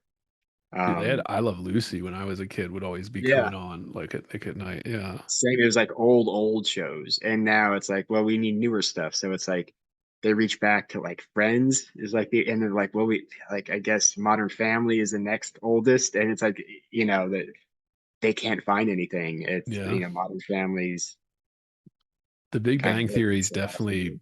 in there too. But yeah, Hmm. Modern Family was just bigger and better, really. Yeah, Will probably stick around longer than The Big Bang Theory will in terms of syndication, I think. yeah, because it's for everyone. You Yeah. don't have to. I don't know. I think Big Bang Theory you have to be into the nerd culture a little bit to really find Yeah. it funny. Yeah. But yeah, there it is. This, the last American sitcom, starting in the before times, the pre 2016 election times, and then shifting post 2016 election, Like shifting as the culture. 2008. Yeah. 2008 it started. That's just so crazy. It was like documented the entire Obama years, Yeah. the Trump years, and that's where you notice those shifts. Absolutely. And like the social media coming into it, the kind of internet culture that started taking everything over, Mhm. foot fetish shit online, like all Yeah. that they would have plot lines for this stuff. Like it tracked perfectly because it happened to be the most popular sitcom in the country when all this stuff was going down. So of course it reflects the culture at the time and you know, it's just a perfect guide. And I'm glad we did it. I mean, definitely worth it. And I think definitely worth to like creating a record of it too. Yeah. Uh, that people can go back and see it too. Like if anyone's curious, even like years from now, they'd be like, "Oh yeah, you go listen to this podcast that we covered that cultural shift, baby." Yeah. And every episode, every season. That's for sure. All right, man. Appreciate you doing this as always, man. I think we've got almost 40 hours of this. Uh, Awesome, dude. Yeah. Yeah. I love doing it. Thanks for taking me on this journey with you. It was Of great. course. And there's, of course, Eric is going to be back, listeners. We have other things planned, so we're going to Yes. move on to the next project here, but we'll see you guys then.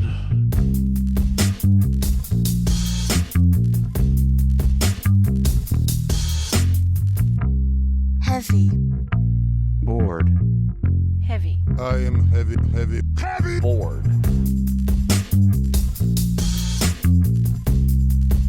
I may say that the male is entirely hostile. No! Resources. Life, friends, is boring. We must not say so.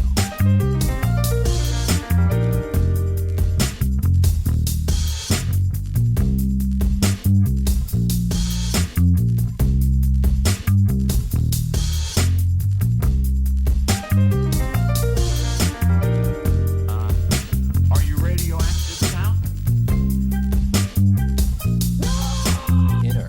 Resources. American resources. Being bored?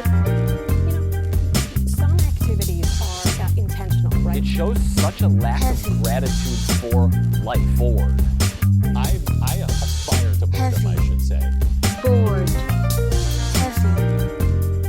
I am heavy, heavy, heavy. Bored. Has you the night sweats and the day sweats, pal? Pal, I do. If you're hearing this, it's because you are listening to the free public feed of Heavy Board. To get complete, uncensored, uninterrupted, full access to this podcast, become a subscriber at patreon.com/heavyboard.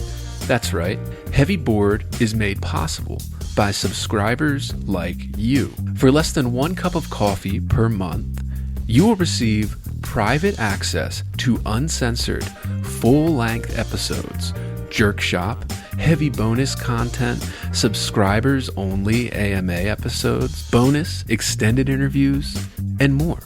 Come join the conversation today at patreon.com/heavyboard.